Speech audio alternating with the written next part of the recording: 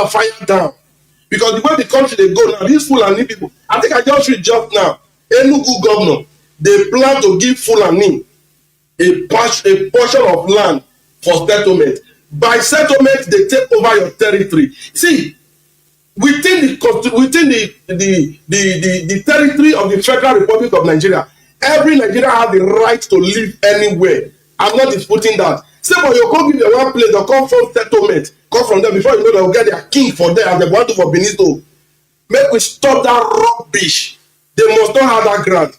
If Nigeria can be one, everybody may take in lay. If Nigeria cannot be one, make the pieces start make everybody just day your job. Which kind of madness we have this one? To IPOB Rapture Media, IPOB Call to Action, Biafrans return to farming, invest in agriculture. Have you ever paused to question the importance of self-sufficiency? It promotes sustainability.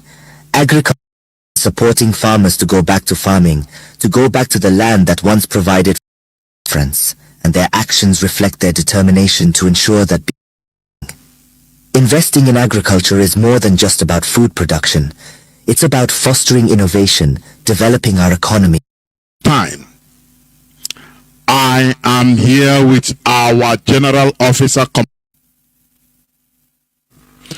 This is Radio Biafra House of Service coming to you through the auspices of Radio Biafra London. My name remains Mazi Chinedu from Alo province of Biafra land, and we are here live and direct. Today is the first day of April 2020, first day of May 2024. I'm sorry. Today is first day of May 2024. Today, all over the world, it is being observed as Workers' Day. Therefore, I welcome each and every one of you to welcome your friends and well-wishers onto this hallowed platform. Today is a special day, as you may know. Today is the second part of the brutal exposure, second part 2. Therefore, without taking much time, I am here with our General Officer Commanding Mazi Chinasa Nworu to please start by giving us your introductory message before we continue. Mazi, please, over to you. Mazi Chinedu, ndewo nwa Chineke. Udodrege. Fellow Biafrans and all the lovers of freedom, thank you so much for giving me this opportunity to always come on this hallowed platform, Radio Biafra, to speak to you people. The Radio Biafra is where we preach the gospel, undiluted gospel for the restoration of Biafra. Radio Biafra is the platform where we battle the contraption called Nigeria on the ills and the evils, the atrocities that are committed in Biafra land and against our own people. On Radio Biafra, we educate our people, we inform them, and we clarify certain things they don't understand, things they will never, ever heard on the Nigerian news media. Today, Mazi Chinedu, we have a lot of things to discuss today. A lot. I mean, when I say a lot, a lot.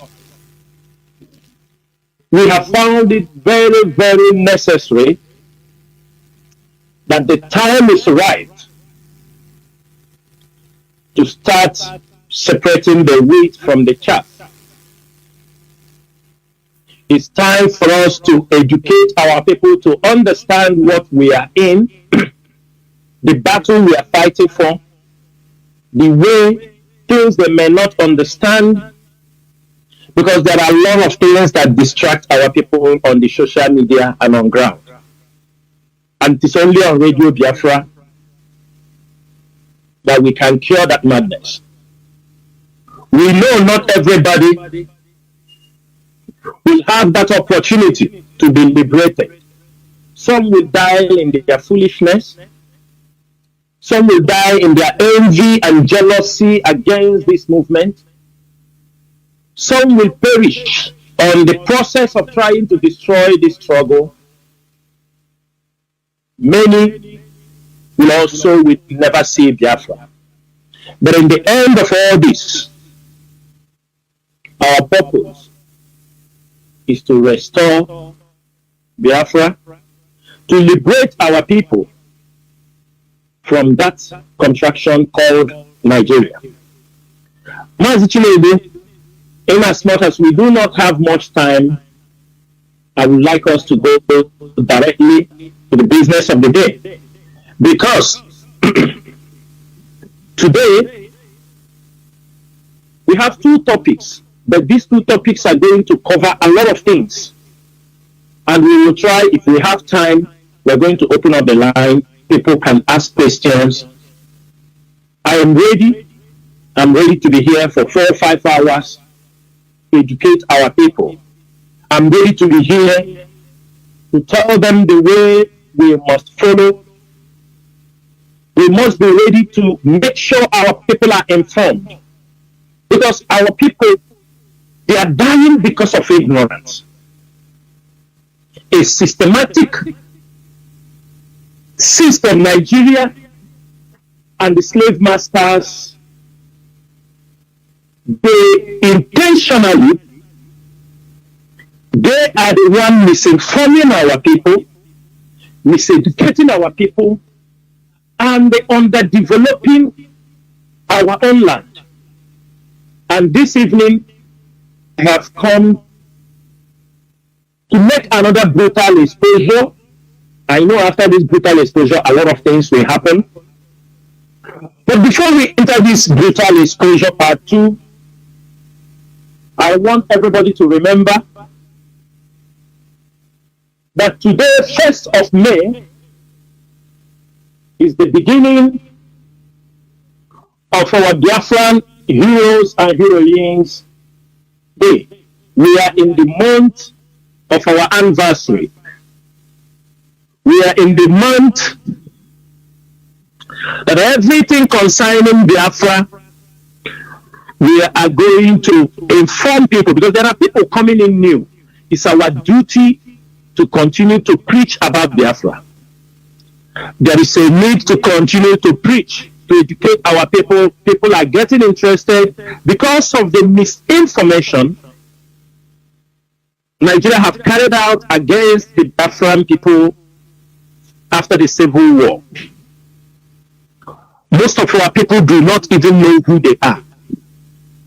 Most of our people are wallowing in ignorance. Sometimes they point hands at their own people and accuse them of keeping Nigeria in the state it is today. Sometimes some of our people turn around and accuse those who are saving them from this zoo. They can blackmail you. The Nigerian government can do anything they can to make sure that our people are continually being misinformed. And all of you can bear us witness that after they have tried with their guns and bullets, today they are coming to that particular platform on the social media trying to counter the indigenous people of Biafra, media warriors. We are in this game for over a decade. We are in the game to liberate our people from Nigeria for over a decade. We have mastered their strategy. We have mastered their plans. We have mastered all the tactics they use against our people.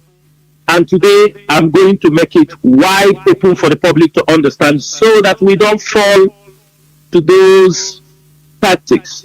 We don't fall into those traps.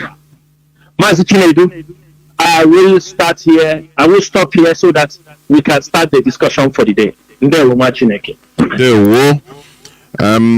I say you have spoken a bit about our 30th day, May anniversary, but I would like you to elaborate more on what IPOB should be doing as families, because many people will be asking questions, what should be done. If you may, please, before we continue. Okay, Mazi, thank you so much. My fellow Biafrans and all the lovers of freedom, like I said in my introductory speech, we have entered the month of May, and this is the month of Biafran anniversary. 30th May is the day for Biafran anniversary, but starting from today, that is 1st of May, activities concerning the Biafran Civil War, activities, documentaries, articles, issues. It's a kind of remembering our people, what happened to us between 1967 to 1970. We expect all our Biafran, although this information has been already passed down through the IPOB media platforms, that starting from today, we want you to tell the story of Biafra. We want you to remind the world about the Biafran genocide. We want you to go out there, interview people. There are many of our parents, our uncles, our traditional rulers, some of our village elders who knew what happened during the Biafran War. Some of them are still scared to talk about it till date. We want IPOB medias to be on ground to make sure that we get some of this oral information that are not written on Facebooks, that are not on newspapers. We are in a world of social media. Interview them. People will tell you informations about what happened. We must continue to dig and get out and dig out most of the horrible crimes committed against Biafra. It is a month we remind the world what happened to us between 1960 to 1970. And as every one of you knows that in this struggle, it was Mazi Chinasa Nworu who came and brought out this Biafra anniversary to limelight. This started first in 2013 when a cenotaph was built in Enugu. In 2013 or 2014, it's 2013, Nigeria destroyed, 2013 or 2014, Nigeria destroyed that cenotaph in Enugu. The following year, that was 2015, there was the Biafran anniversary in Aba, that Mazi Chinasa Nworu was there live and marched. In the same year, 2015, Mazi Chinasa Nworu was arrested in Lagos. In 2016, Biafrans trooped out to celebrate the 30th May in Mpo, where Nigerian government committed another genocide against our people who came out in the Catholic Church in Mpo to massacre our people. Hundreds of them are missing till date. And because of that they continue to kill Biafrans, the leadership decided in 2017 that we are not going to march. We want to reduce the number of our people. They are wasting their lives. The leadership resulted in sitting at home. It was in 2017 was our first day, our first time of sitting at home for the restoration of Biafra to celebrate the anniversary. But around the world, Biafrans do protest around the world to tell our stories. 2017, we sat at home to celebrate in Biafra land, Then in 2018,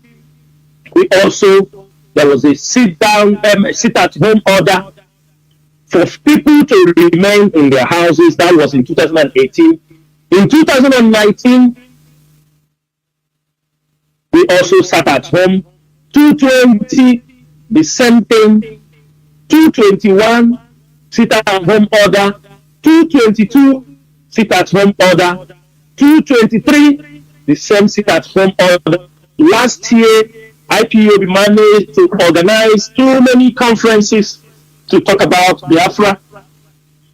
Biafrans and all the lovers of freedom, in this 2024, there will be another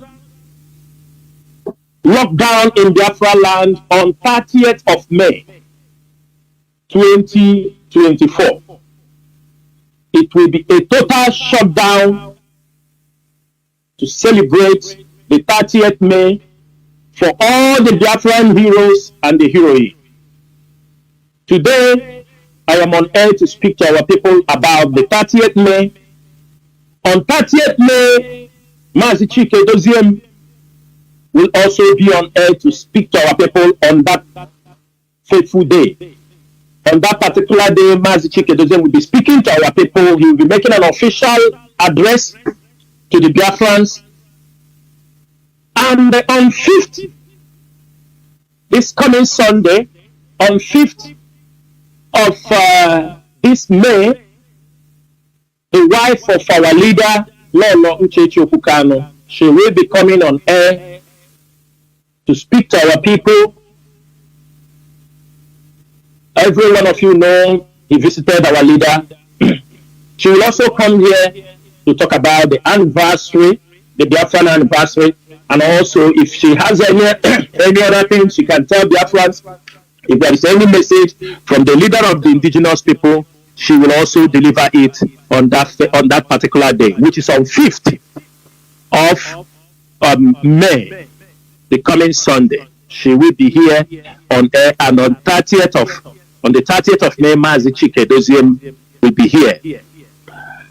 Subsequently, if there are people, we expect people who know about Biafra more information. They feel this current generation do not have. The Radio Biafra is always a platform where they can come and tell their stories. Radio Biafra will be open for anybody who want to come and share their experience, things that have happened to Biafrans, starting from 1904 when the British invaded our land. Then from 1945, from Jos. There are many things, and after this program, we do have our official flyer for the 30th May. The official flyer for the 30th May will be released today, maybe after this program. It will be out there for people to share. We are going to use this flyer, our official flyer, to make we know we already have, everybody's supposed to know, we already have our profile picture with Mazi Nnamdi Kanu. We are going to encourage everybody. We are not pulling that particular picture down. In Facebook, there is your wall picture, the one on top, and your profile picture. So we want you to use either of the two. Use one. Either you use the Biafran distance as your profile picture, or you use the wall of your page to put up the Biafran. But every IPOB official page, Facebook groups, from this night or tomorrow, every group should change their profile to the Biafran anniversary official poster. That is the only way. We have to create more awareness about the 30th May. The 30th May, we are not just only remembering the few people that were written on that particular flyer. People should understand that the people, Biafrans, have been killed without any recourse to justice. In Jos, In June 2022, 1945, over 200 Biafrans were massacred in Jos. Their property looted. The colonial authorities failed to institute a probe, and no justice was obtained for the victims. That particular legacy endures. Kanu 1953, over 150 Biafrans were killed following the political riot in a protest of the so-called treatment of the northern political leaders in Ibadan. Between May and October 1966, over 100,000 Igbo Biafrans were killed in an organized pogrom following the coup January 15th, January 1966. From July 1967 to January 1970, over 6 million Igbo Biafrans were killed for wanting to divorce from those who committed a program against them. The international community was not impressed by the scale of the genocide. Millions of Biafrans, children and civilians died from starvation as a deliberate war tactics. Again, in December 18th to 20th, 1980, Kanu, state Islamic rivalist, Matasena group attacked Christians, Biafran Christians, burned down churches. Over 4,000 Christians were killed and their properties worth millions of naira lost. October 25th to 30th in 1982, Kaduna, another Matasena riot, over 50 Christians estimated dead. October 30th, 1982, Kanu, Sabongeri municipality, 2 churches burned to ashes, 6 more destroyed. December 26th to 29th, 1982, Borno State, Matasena riot, over 100 Igbo Christians lost their lives and property destroyed. In February 15th to 2nd March 1984, the Gongola State, the Matasena group launched another attack against Igbo Biafran Christians. Over 500 Christians were killed. April 2023 to 28, 1985, then Bauchi, Gombe State, Matasena uprising, another 100 Igbo Biafrans lost their lives in Gombe State. March 6 to 12th, 1987, Kaduna State, Kavanchan, Kaduna Zaria, Kastina. In Kaduna State, Muslims attacked Igbo Christian students at a college of education in Kavanchan. Christians fought back. The fight later spread to other places. More than 150 churches were burned and over 250 Igbo Christians killed. In March 1988, Kaduna Polytechnic, Kaduna State government destroyed a Christian chapel under construction, which led to a religious uprising. Hundreds of Igbo Biafrans were also killed. March 1988, Kaduna Polytechnic, Kaduna State government, Kaduna State ABU, Benson Omenka, final year student killed by a Muslim student during the Students' Union election. Christians were also stoned and mined and raped. These are Igbo Christians. They were also stoned, mined, and raped. In 1988, Bauchi State in Gombe, Muslim students attacked Christian teachers and students in JSS Gombe. Other secondary schools in Bauchi, some of the Christians were also badly wounded. April 28 to 23, 1991, the same Bauchi, fighting between Muslims and Christians. More than 200 people lost their lives and 700 churches were burnt down.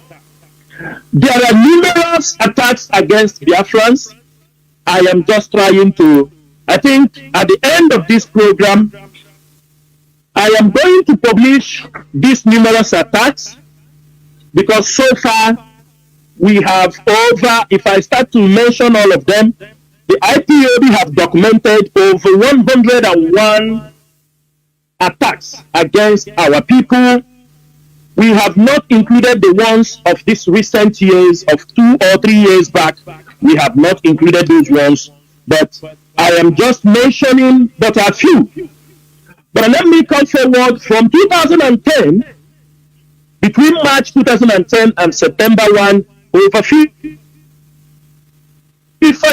extractions were massacred outside Bauchi, state capital. This time the killing took place in mainly Christian village of Baking Ladi local government area of Plateau State. Therefore, Biafrans, we have many reasons, we have a million reasons why we must separate from Nigeria. The blood of Biafran should not be the blood that we use to sacrifice and water the ground for the Fulani oligarchy and their British owners of Nigeria. Therefore, Biafrans, if I start to mention a lot of these killings today, we might not live here. These are topics, these are subjects that we are going to treat. This record, these chronicles of the killings of Biafrans will be made available to those on our radio, on the media, and these topics must be addressed. We have pictures, we have documented all these killings, and we are not going to back down in our quest for the restoration of Biafra. Therefore, Biafrans and all the lovers of freedom, inform your family members, business, motor park, market leaders, schools and banks, that on 30th May, that there will be a total lockdown for the remembrance, for the anniversary, for the Biafran anniversary, for all our heroes and heroines.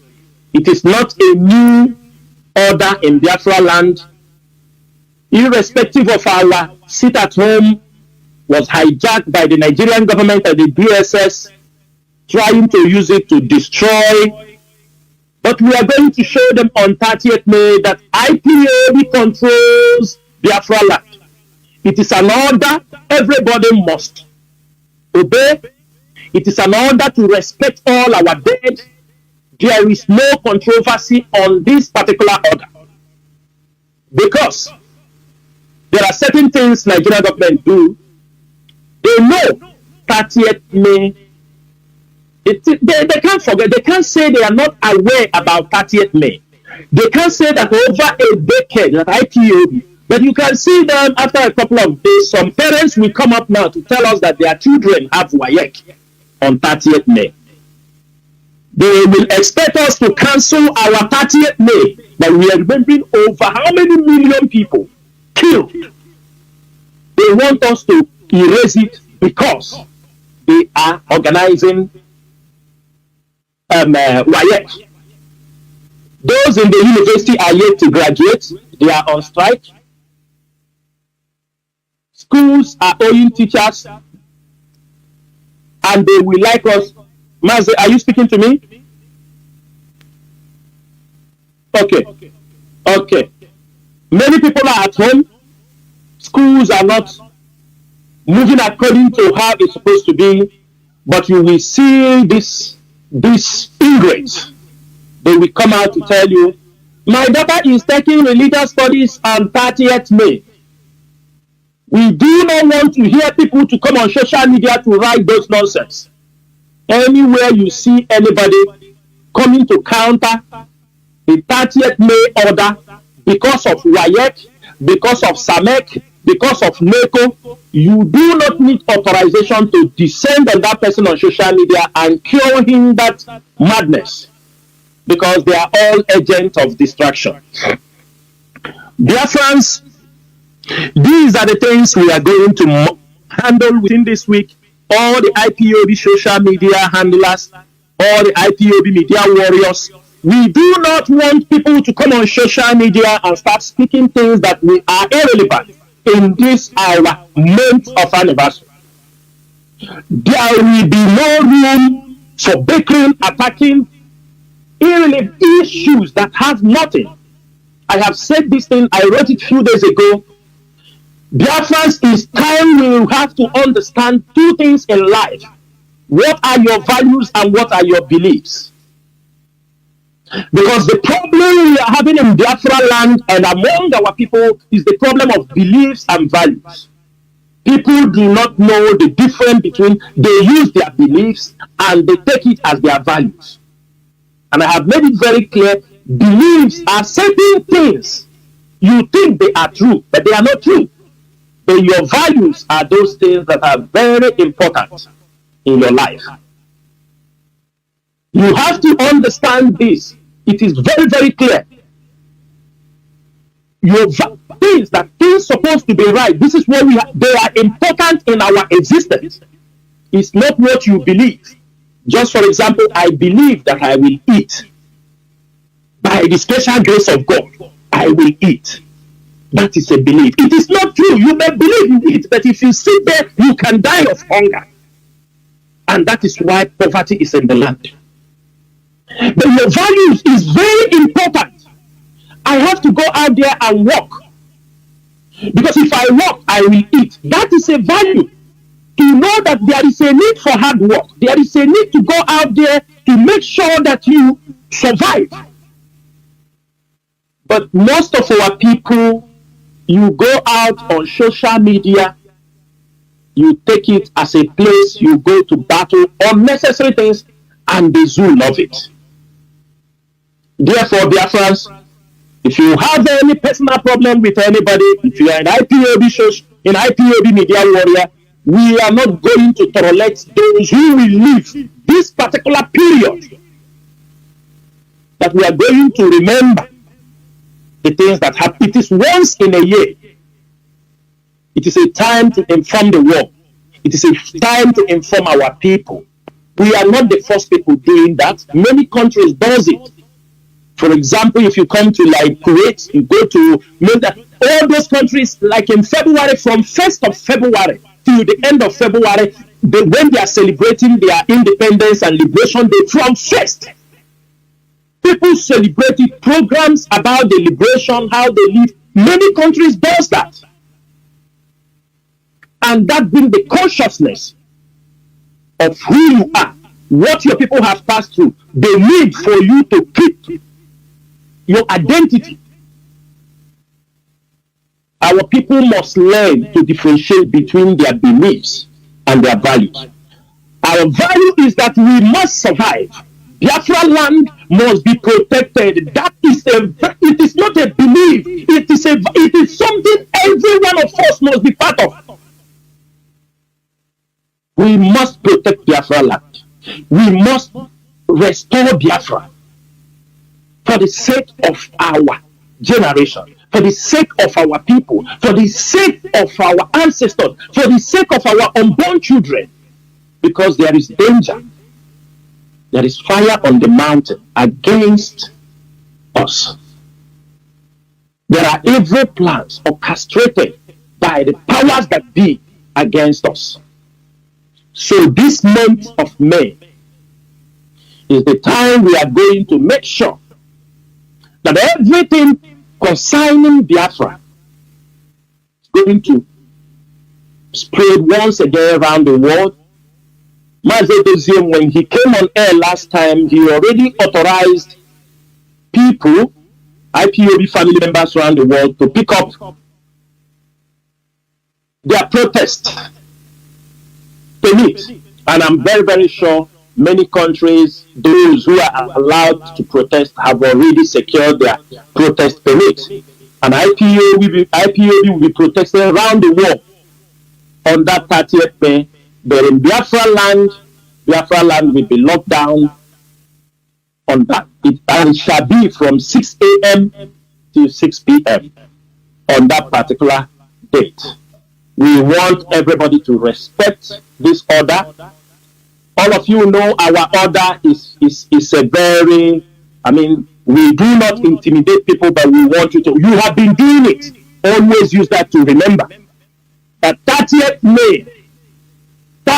May is a total lockdown for remembrance of the Biafra heroes and the heroines.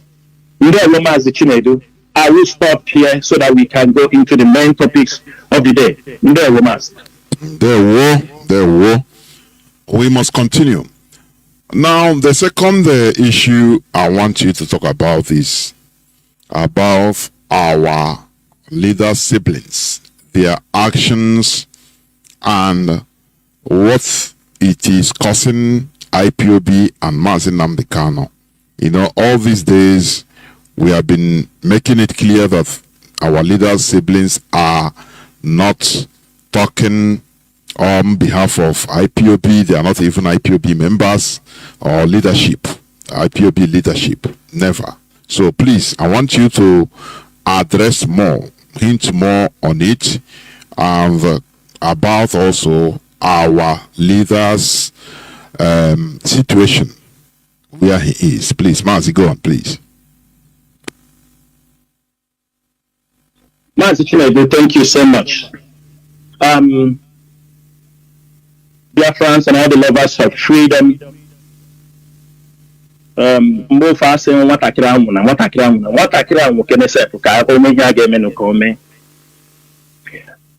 Mazi, I want to make it very clear this evening to the hearing of everybody who cares to listen. Mazi, it was in 2013, if I'm wrong, somebody correct me, 2013. Mazi Nnamdi Kanu was making broadcast. As he was broadcasting, there was Radio Biafra 2009. We do know that our leader was broadcasting on the podcast. I listened to him first time in 2011. I still have that broadcast till my computer. In 2013, as Mazi Nnamdi Kanu were broadcasting, talking about this, I remember, because what he was doing that time was awareness. I remembered one person, which I later found out who that man was Elder Onyale. I have forgotten his first name. Is it Frederick Onyale or something Onyale? His son, now he's elder. There were sometimes they have issues in Germany. We always tell the people the truth, irrespective of. Radio Biafra, we know Onyendu from his mouth. He said he started it with Uchemefo. We are not going to take these things away from him. When you talk about Radio Biafra, yes, Mazi Nnamdi Kanu made it very clear he started Radio Biafra with Uchemefo. Before Uchemefo fell. But I'm telling you I heard it, I'm not telling you. When Mazi Nnamdi Kanu was talking about we are the indigenous people of Biafra, do you understand me? We are I don't want to go into that one, that this is who we are. That Onyale called on radio. He told him, what you are saying, we do understand, but we cannot be able to move. We won't be able to move only on radio. It is time since people are calling from all parts of the world, we have to start opening families in the name of indigenous people of Biafra. Before we finish this program, if I'm lying, somebody come here and correct me. But I'm very, very sure I was on radio on that particular day. I heard it very clear. That was how IPOB, Mazi Nnamdi Kanu, came up. Even the title we gave Mazi Nnamdi Kanu as Supreme Leader, it was on Radio Biafra. During this period, there was nobody we knew. Or on Radio Biafra, Mazi Nnamdi Kanu have never, if anybody had heard it, that he started IPOB with his younger brother, Kanu Takano. Never heard it. And all the years, people in Germany can come out and tell us, because they are in Germany. People in Europe can come out and tell us.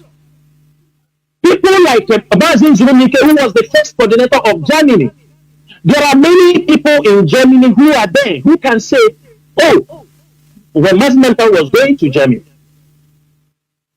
suddenly, we have been hearing this talk from behind.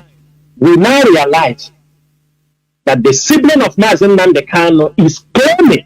That is what he's using to deceive many people on his side, that he is the one that started IPOB with Mazi Nnamdi Kanu.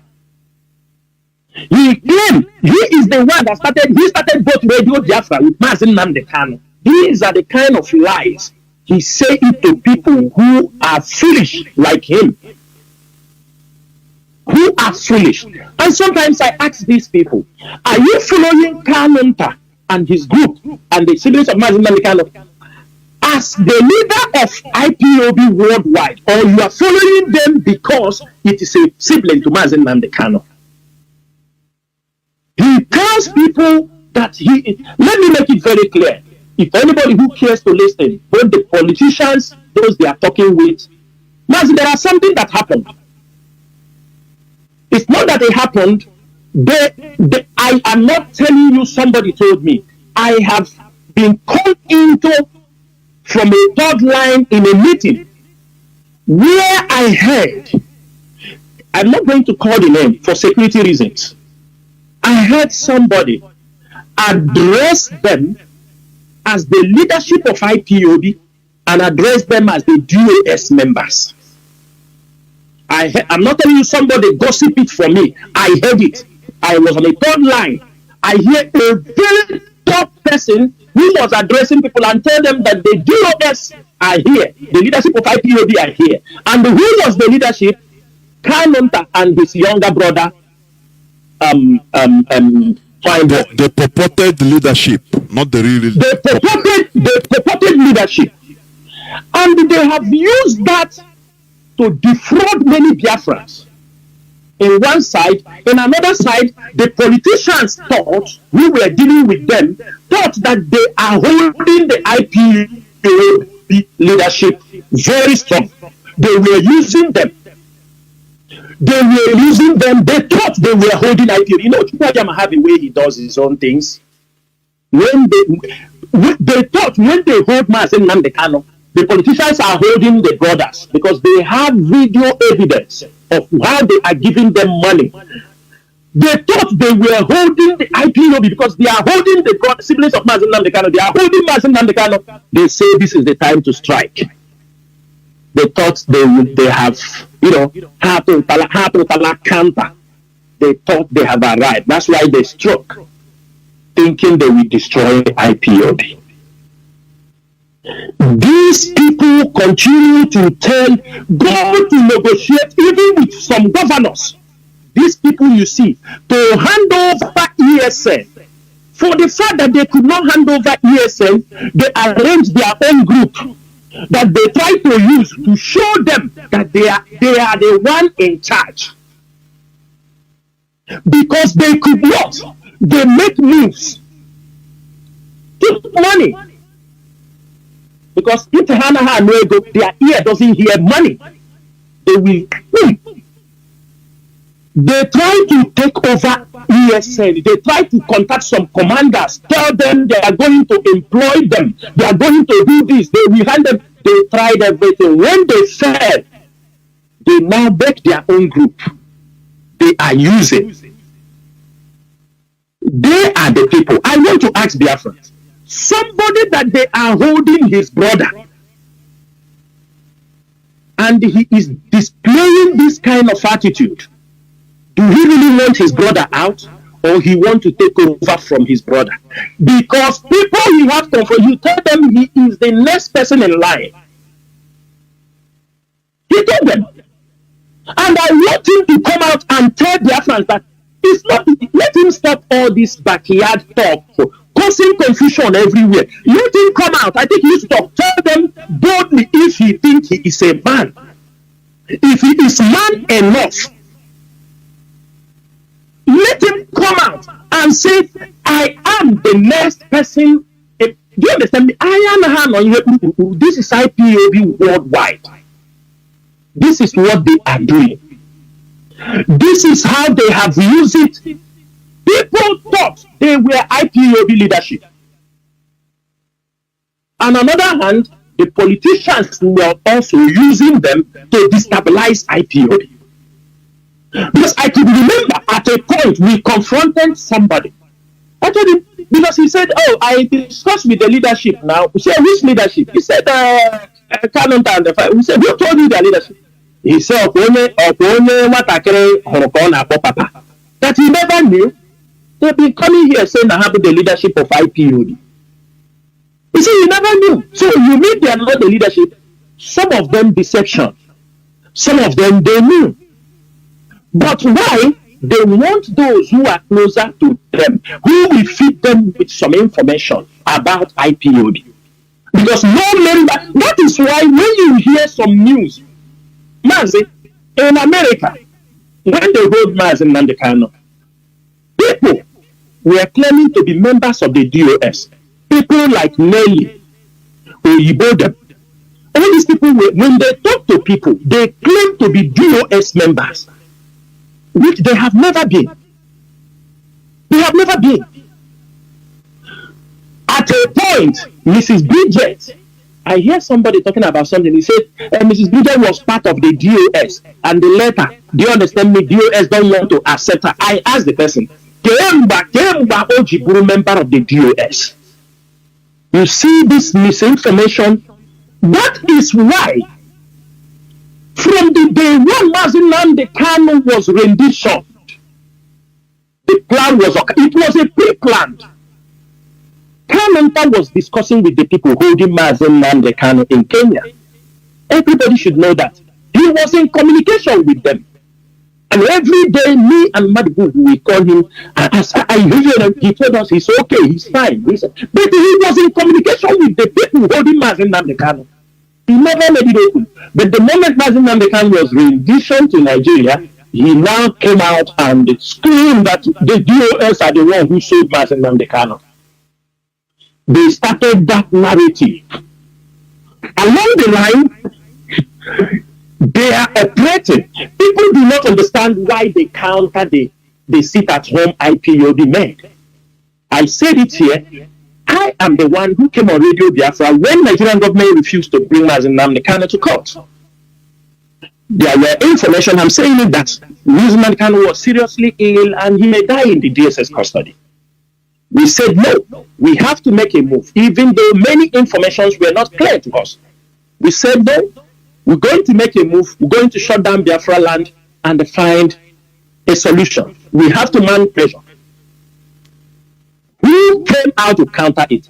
People should understand it was not Mazi Nandekano that did it, because Mazi Nandekano did not even know we have set up a sit-at-home order. It was his brother Kalonta that sent the message. They told him, because already he has come and they confronted us, that Ohaneze Ndibo and the whole crews of them have promised to bring up Mazi Nandekano. People should know that they have promised to bring. Why should we put it at home? My brother, we are getting to 3 years. People of them Ohaneze have not brought Mazi Nandekano out. I'm not saying there were people who was in that meeting. We had a serious confrontation. He told us it is MECO. 2 excuses he gave was that MECO exam was coming. Another excuse he gave was that Ohaneze and the whole of them was coming to bring him out. They have concluded to bring him out. Mazi, these are how he had meddled with IPOB affairs. And besides, if he's a member of IPOB, we verify with the information we have, he's not an IPOB member. His younger brother at home is not an IPOB member. But most of you did not understand when people don't know when we come out and pick up a word and start. People don't know why we take it, because we continue encountering that. When spoke to some people, they tell you, oh, DOS is different, IPOB leadership is different. Tell them how is it? They said the IPOB leader. That's why many of you did not understand. When Kalonta will come on air and tell people that DOS is different, IPOB leadership is different. Some of you did not understand that terminology, that trick, all those things they are saying. Because what they tell the governors, they told them that they are the leadership, that they are part of the leadership, that the leadership is Mazi Nandekano and them. The family of Mazi Nandekano is the leadership of IPOB. Mazi Nandekano followed by his siblings, Kalonta, Fireboy. These are people. And on numerous occasions, these people have gone to meet people to represent IPOB without IPOB authorization. Mazi Nandekano is not only in his IPOB. IPOB is worldwide. Decisions that have been made by these people have affected the growth of IPOB. These people have gone to very sensitive places where they claim to be IPOB leadership. They go in the back, they tell you they are the IPOB leadership. And some politicians who saw them as a tool start to use them. They start to use them to attack IPOB. Every one of you here knows what Bridget did with her group. They came, they made vote of no confidence, said they are kicking IPOB leadership out. It is her and the Megwa and the Rabbit Charles. They are the people emissary. They are the one in charge of IPOB. After they fought us, and all of you stood your ground and said no. When they found that they failed, they could not take over the leadership of IPOB. They sent a message to Mazi Nnamdi Kanu and told him the only way, I think maybe they will be bringing money or this, is to make sure that Mrs. Bridget, who did that one, is Aloye Jimako. That is why Aloye Jimako came on the radio on his interview one time. He said that IPOB don't have only Mazi Nnamdi Kanu, they have several leaders. People thought he don't know what he's saying because they believe they want to create leaders, different groups. Aloye said it on an interview. He said IPOB does not have a leader, only Mazi Nnamdi Kanu, and there are now several leaders. Most of you did not understand. The tactics they now went to tell Mazi Nnamdi Kanu to push Mrs. Bridget and the co inside the DOS. What was the plan? What was the plan, Biafrans? Let me tell you something. Most of you don't know. When they start to push this, there was a concrete plan that when they are accepted in the DOS, we know already who Bridget is, we know already who Father Megwa is, we know these people, we know their behavior.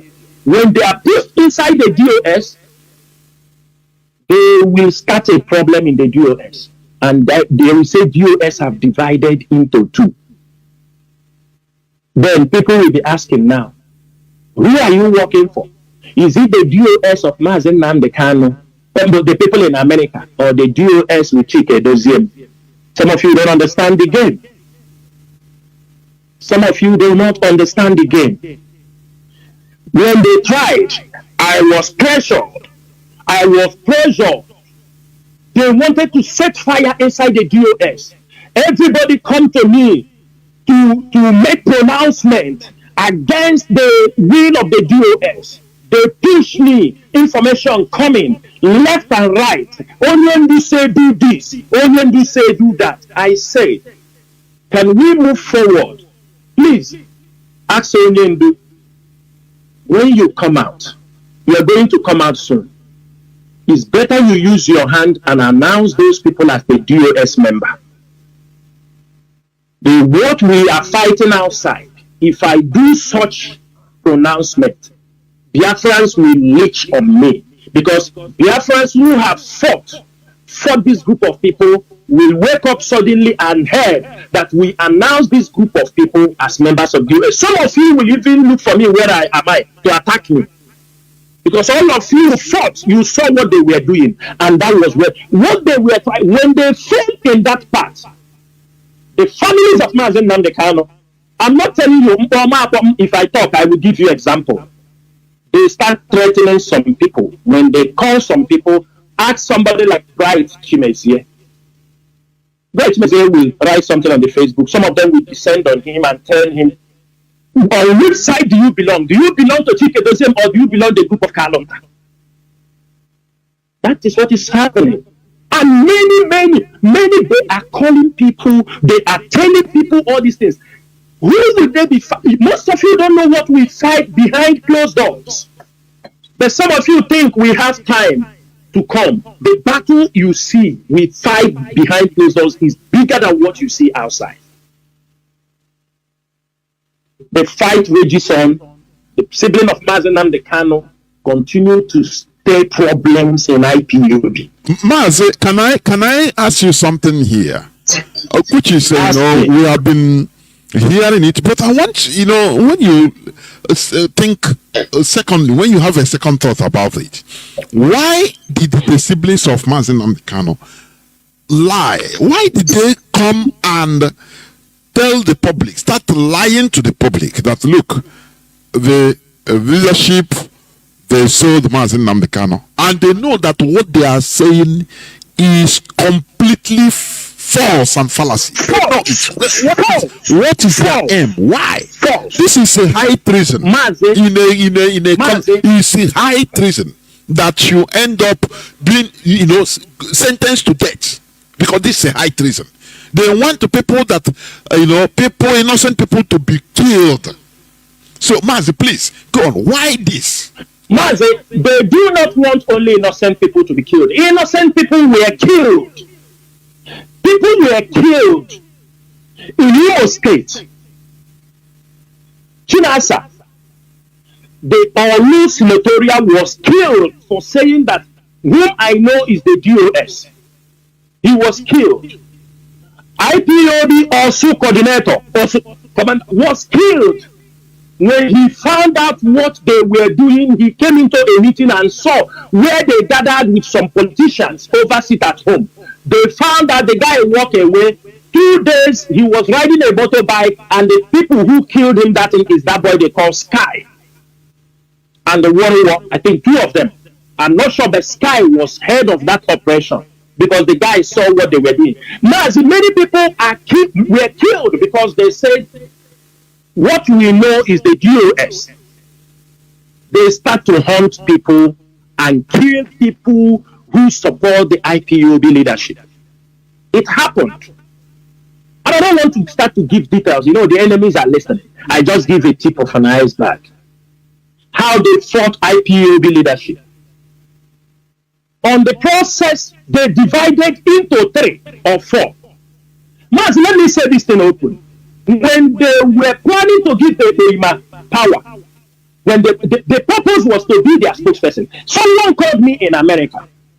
Someone, I don't need to mention the name, he called me in America. He told me, this is what is going to happen. He said there is a meeting between Kalenta and the other people with him at the early stage that they have gathered. The American people know what I'm saying now. That they gathered, they said they are going to make him the face. He was thinking that when he used him, because they said they would make him the spokesperson. When they use him, they try to use him to attack IPOB, then he will sit down but that what the criminal already know, because he know the game. Government use everybody in any part they know they can use you. In America, which is the center of where the whole money was spent. When you hear Nigerian government say they spent 670 million to destabilize IPOB, America got up to 70% of the money. The people in America. Some of them bought new houses. We are aware. We are very, very aware. Mazi, that is the fight IPOB leadership have fought. Many pressures came on me. They want to set a crisis inside the DOS. Mazi, when they are trying to set this crisis, there is one of these old women they call Mrs. Eriwa.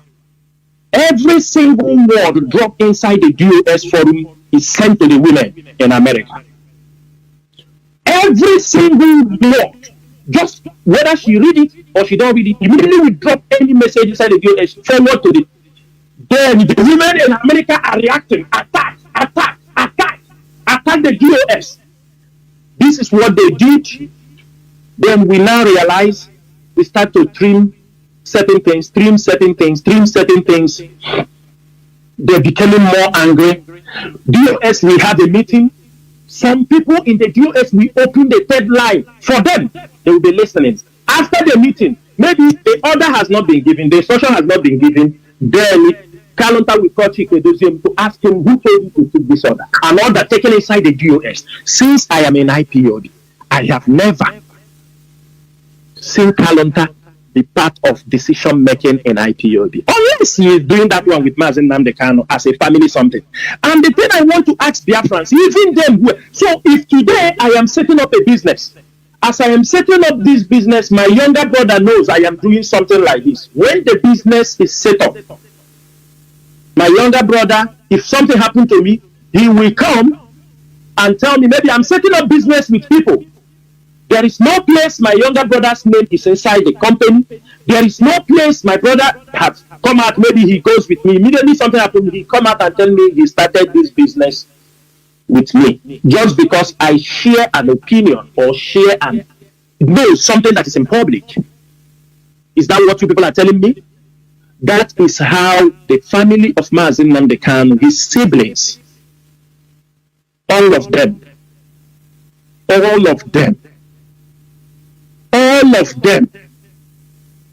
they have made caricature of this struggle. People don't understand why certain things IPOB do again. We don't put it on the social media. Because any positive work IPOB does, they take it and go and they collect money from somebody. Tell him, you see what we are doing? Do you see what we are doing? We need this. Let me say something for people don't understand. They complicated this struggle in such a way. Every one of you knew that it's only on Tuesdays, on Mondays and Thursdays, they used to visit Mazi Nnamdi Kanu. But the siblings of Mazi Nnamdi Kanu used to arrange in the back. Not now. Anyway, those things have stopped. Because after the DSS have collected all their information, they stopped. They blocked them. On Saturdays, they make special listing, take politicians go to see Mazi Nnamdi Kanu. They take, if they arrange somebody they want to squeeze money out of him, they take him to go to visit Mazi Nnamdi Kanu. On a different day, we have all the information. You know, when you release this information, they tell you, oh, you are working with Nigeria government, thinking they can blackmail you. No, they can't blackmail us. They can't. They go, and everything they are talking, the DSS knows. Everything they are doing, the DSS knows. They continue. That is why they see this struggle as a family business. They see this struggle that it is struggle because of the activities of the siblings of Mazi Nnamdi Kanu. Go and speak to people. I'm not saying talk to people at home. Talk to some businessmen at home. Talk to some people. This is family business. Everybody is careful. They say this is not what we expect. But these people are doing this things with impunity. They don't mind the people who have died for this struggle. They don't give a shit about people who have died in this struggle. They don't give a shit. Because if they give a shit, they won't be doing this rubbish they are doing. And I want to tell Biafrans and those who care to listen, the siblings of Mazi Nnamdi Kanu are not members of IPOB, talk less of being decision makers in IPOB. If they want to form their own group, after all, their partner have started his own, it's very easy. He has radio now, so let him pronounce his own group. It's very simple. But you see this IPOB, you see IPOB and ESN, they must be protected. Nobody will play politics with these two movements.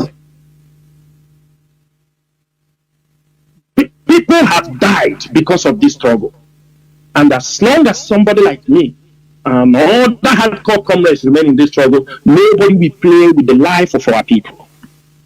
IPOB, many of us came into IPOB, we never know there is money. All of us came with our money. We came with our money. The siblings of Mazi Nnamdi Kanu came out when money starts. Some of them, when the struggle was going on, they came out and they turned to another thing, talking rubbish.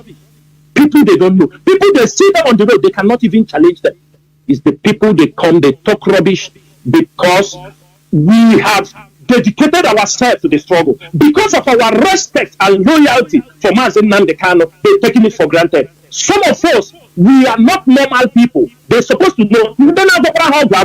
Already. We are not normal. If they don't know, if they haven't told them that they will men who have seen a lot, men who have gone places, not listen, men who have stepped into countries with different information, different ideas, different ideology, helping to restore Biafra.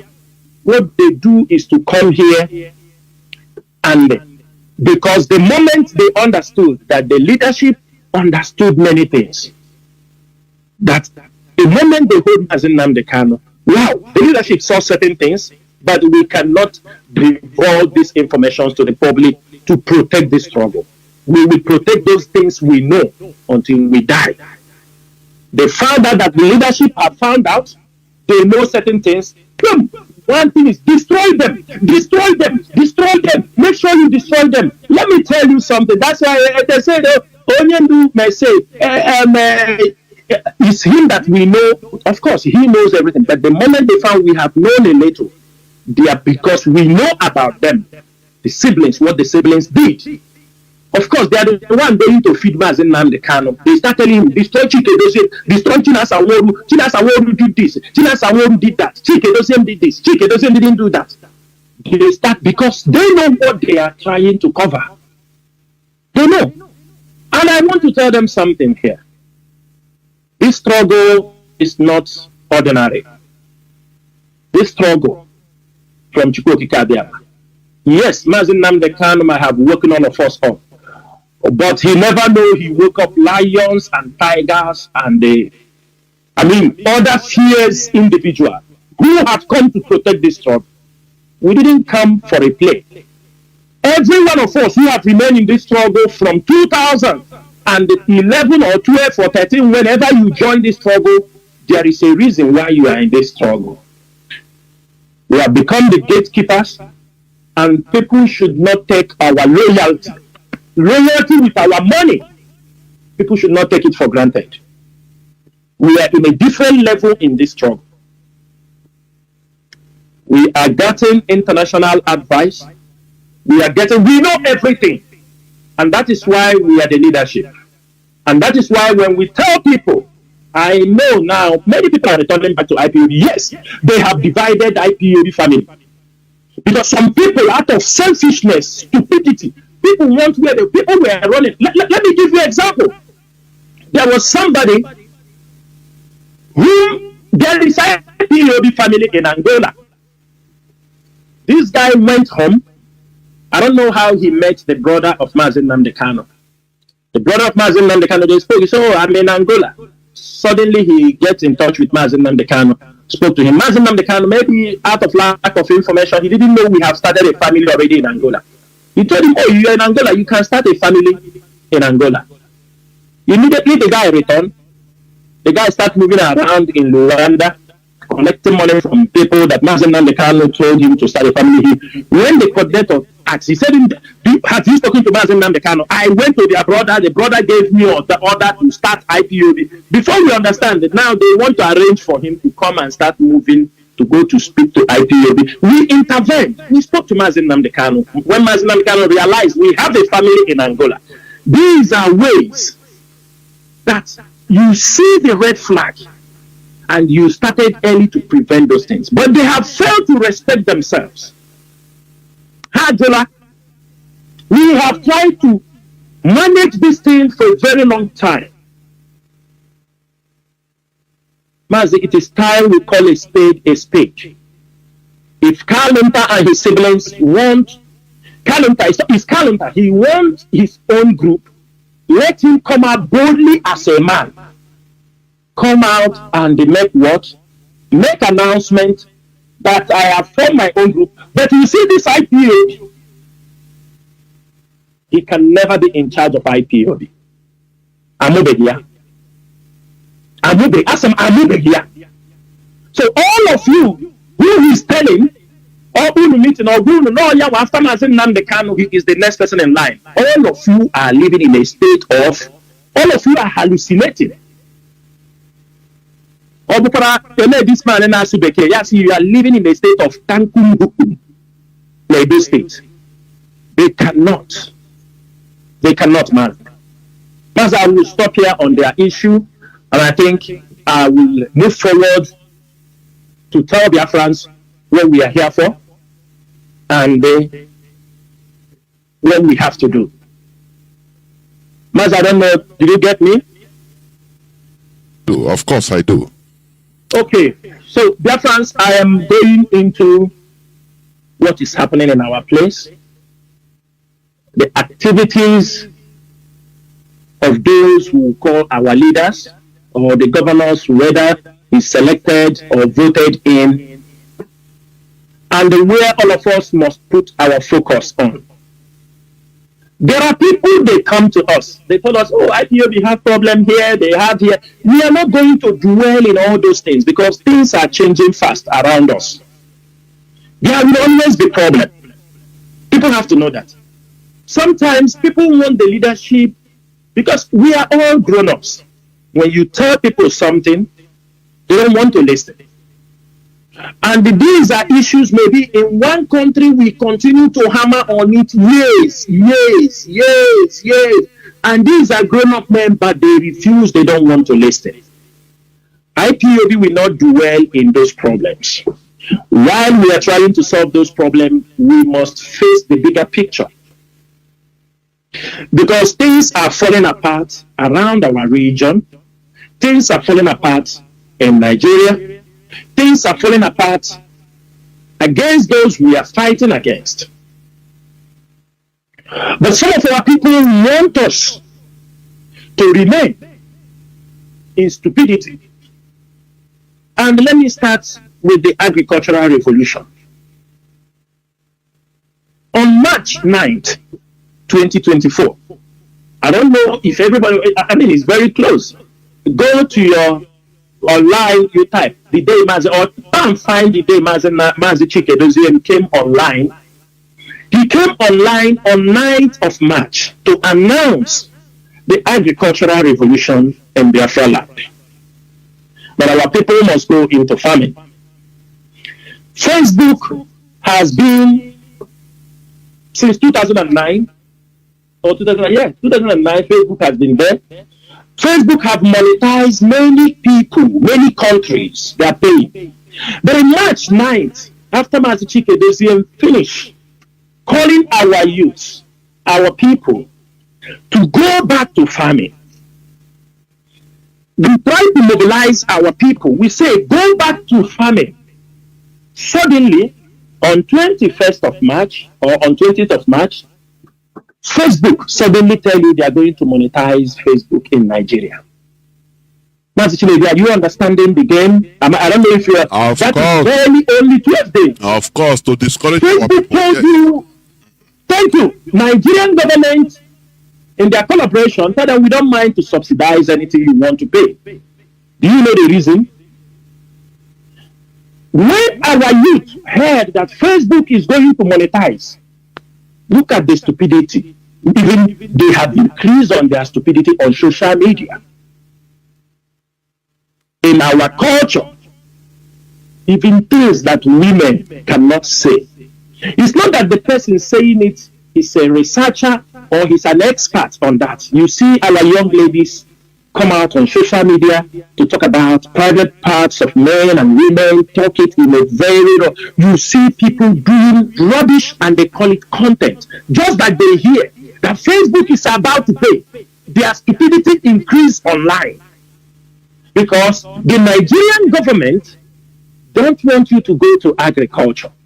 They want, because some people, their hope is very high now. If you have 50,000 followers, you're going up on a 200,000. If you have, Mazi, do you see the way these people work on the mindset of our people? Now, many people are now don't want to look at that agriculture we are talking about. They're now waiting on June, either June 4th or this thing, for Facebook to start paying them money. That is what many of our people are doing. We come on social media to educate you people. You see our young girls come on social media that's supposed to find something to do. They doing twerk. I don't know the kind of generation they want us to be. We are trying to educate our people. We are trying to open the eyes of our people to understand what is happening. The leadership of IPOB, irrespective of that, we do not have fun. We are distributing seedlings in Biafra land. We're not going to make noise because the zoo also is looking for us. They don't want this agricultural program to succeed because it is a policy that Biafra land, people living in a rainforest cannot feed themselves. Instead, they are dragging land. They told us that only Niger State, they say it is bigger than the whole of the Southeast. But that the same Niger State, they cannot maintain. They don't want to maintain their agricultural expertise. In the north, they are pushing. The land is enough. Irrigation is there. Dams are built in the north. Everything is in the north. But they don't want to do what? Allow those their cattle to be reared in the north. They are looking for settlement in Biafra land. That is where they want. As the place they call the dots. The dots. The place they call the 5%. The 5% people. Upon all the land, if you talk, they said, oh, Gongola is bigger, Jos is bigger than the whole of the Southeast. This place is bigger than the whole of the Southeast. And we accept. We accept. But the same small place is where they are pushing the settlement for Fulani. And they are telling us, agriculture, cattle rearing does not need to display people in their land. It needs only grass. In a flat land that they have, it is just a bag. They throw it, and there will be enough grass for their cattle. But no, when we talk about it, when they enter, they will now set up their own traditional ruler, and they will calculate them as a community. During the vote, they will have a chief. Before you understand, they found their way. A councillor have come out from the Fulani settlement. Before you understand, they tell you politics is a game of numbers. A game of numbers. You see some of them shouting politics is a game of numbers. Which numbers? Which game of numbers? And when they say these things, some of you surrender. They say it's a game of number. It's a game of number. It's a game of number. We continue to wallow in ignorance. We ask our people to go back to farming. We ask our people, make sure you farm something for yourself and your family, no matter how little it is. Even if it is only okra, try to be self-sufficient. Instead, the Nigerian government have told Facebook, no, it seems these boys want to go back to agriculture. No, engage them. Engage them on the social media or Facebook. Engage them. Give them money. We're going to give them small money. We don't mind. They will forget themselves. That is what Facebook is doing. They are in collaboration with Nigerian government. They are in collaboration with Nigerian government because they love what the stupidity you are displaying on social media. Not educative something. Nothing educative. Nothing educative. No educative. Nothing. Only few of them, only few people, you find out that their contents are very educative. That is why you people very easy when the chief infiltrator call you people start his own content creator, all of you run there. Because you like what you see.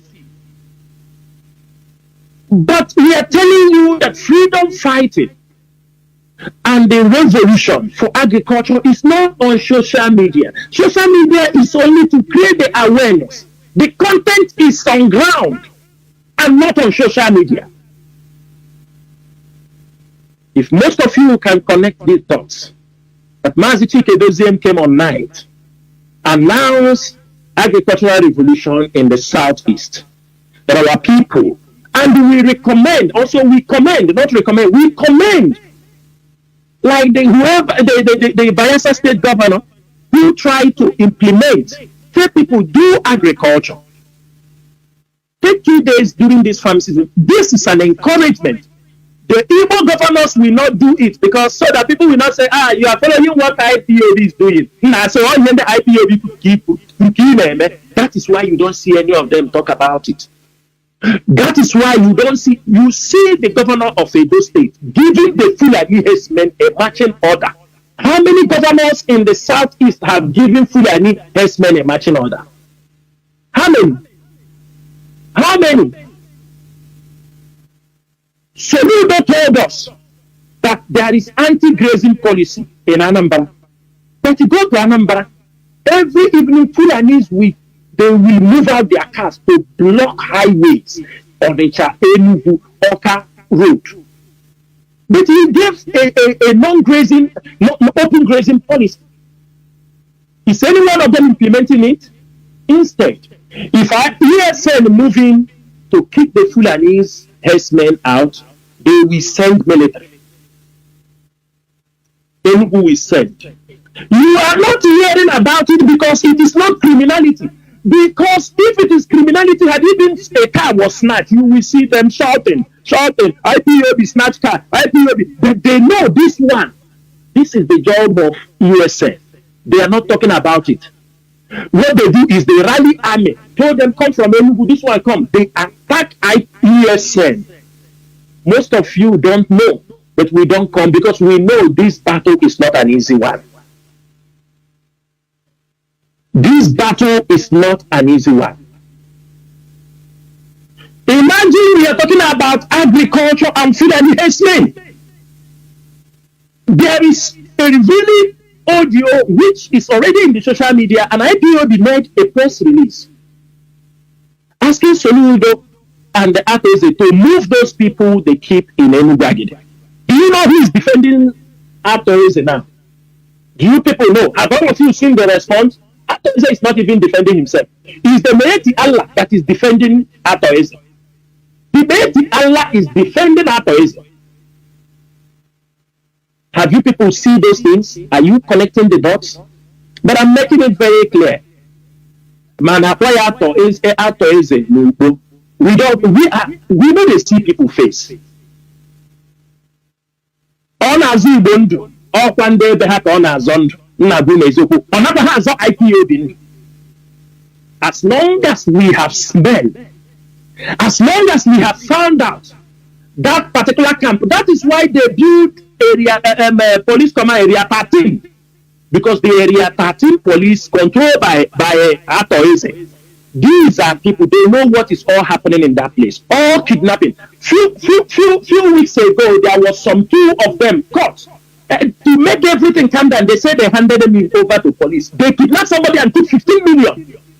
The police is protecting them. Abateke kahana arona Anambra. Abateke. The police in Abateke in Anambra, they protect. Where on earth can they build area 13 at the back? They use, if you go to Obis, the same way they come Fulanese, they are all at their back of their barracks, at the back of their stations. They are protecting them. They are going out there, they kidnap, they bring in people. In your mindset, you say, area command, they here now. They know it, but that is where all of them are coming out from. Every kidnapping, they carry them, they went back there. Aqua share, aqua ransom, that is what we see in Biafra land. That is what is happening in Biafra land.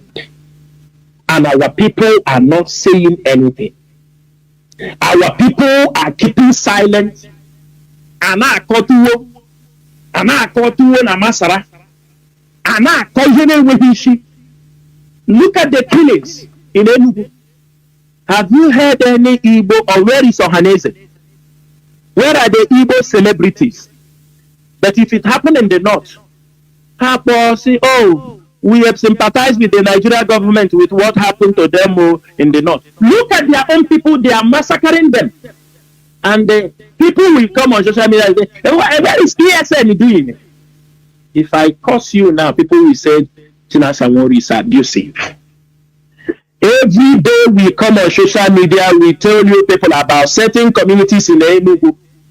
Example that Mibo. Even one place in Enugu again, if I remember the name, I will tell you. These are places that ESN came to support them. Even in Igamufu. Some of you do not know that some of our men who are from that area, the community sabotage them. Some of them are in detention. They are in detention.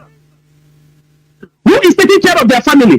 When people, community, sabotage those who came to protect them. Tell me, Come, let us deploy you there. In Nibo, let me say, if there is no man in Nibo, if you discuss anything in Nibo, you see the youth president, the youth in that area, all of them are saboteurs.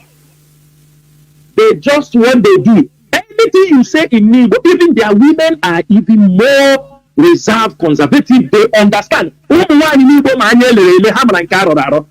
you say in Nibo, within 1 minute, it's in the hands of the Fulani people. If you talk, they come and pick you. They are competing who we sell information. That is what the youths are doing. That is what they are doing in Nibo. But anyhow, irrespective of all their stupidity, irrespective of anything, it's still a challenge for IPOB. It's a challenge for ESN to deliver those remaining. The ESN have mapped out their strategy. But everybody should know that as ESN will be going to tackle the Fulani herdsmen in Nibo and other parts of Enugu, it is not an easy task, because you see that stupid one they call the governor. They call Peter Mba. All of you saw his comments when he went there to visit. Dear friends, Peter Mba said that our guest cannot come here. People will call our guest. Do you see how biased that governor was? He could not even mention the name of the Fulani herdsmen. Their people are shouting Fulani herdsmen. Peter Mba could not mention, because he mention all their names, he have problem tomorrow. When you say your guest, which guest? Is it the Yoruba people that attack your people? Is it the Ghanaians that attack your people? Because all these nationalities, they are living in Enugu. Is it the Hausa that attacked that community? Is it the TV? Is it the Birom? Is it the Nupe people that attack them? Because all this nationality, all these ethnic groups I am calling, they are all living in Enugu. The governor said our guest so scared to mention the name of the Fulani herdsmen. He couldn't mention that name. And this is who you call a governor.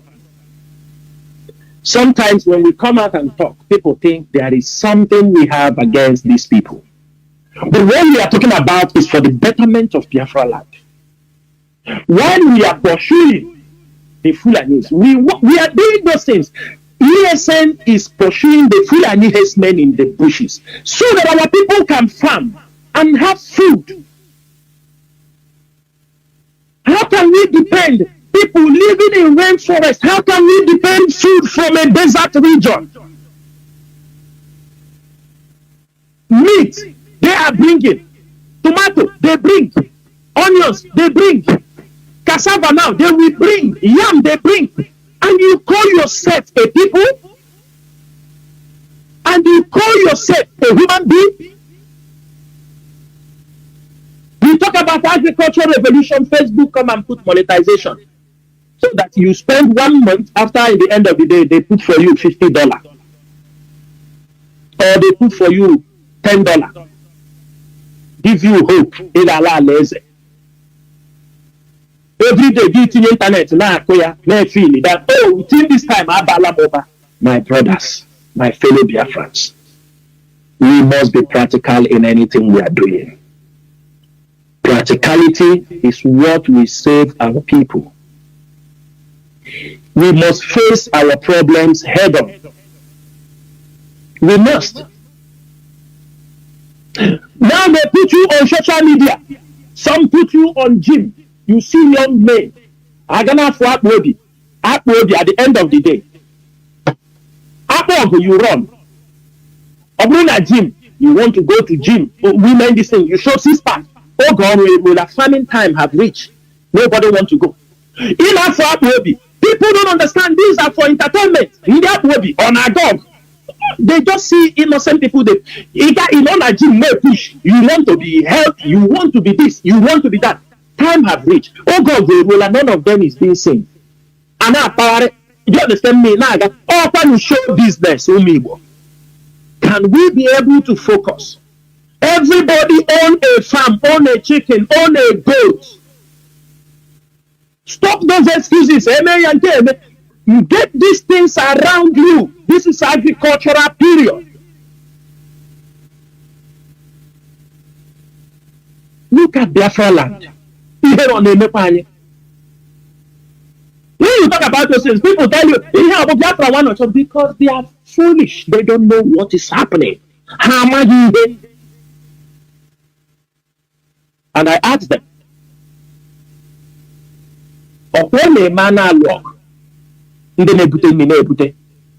how do you expect to get the food?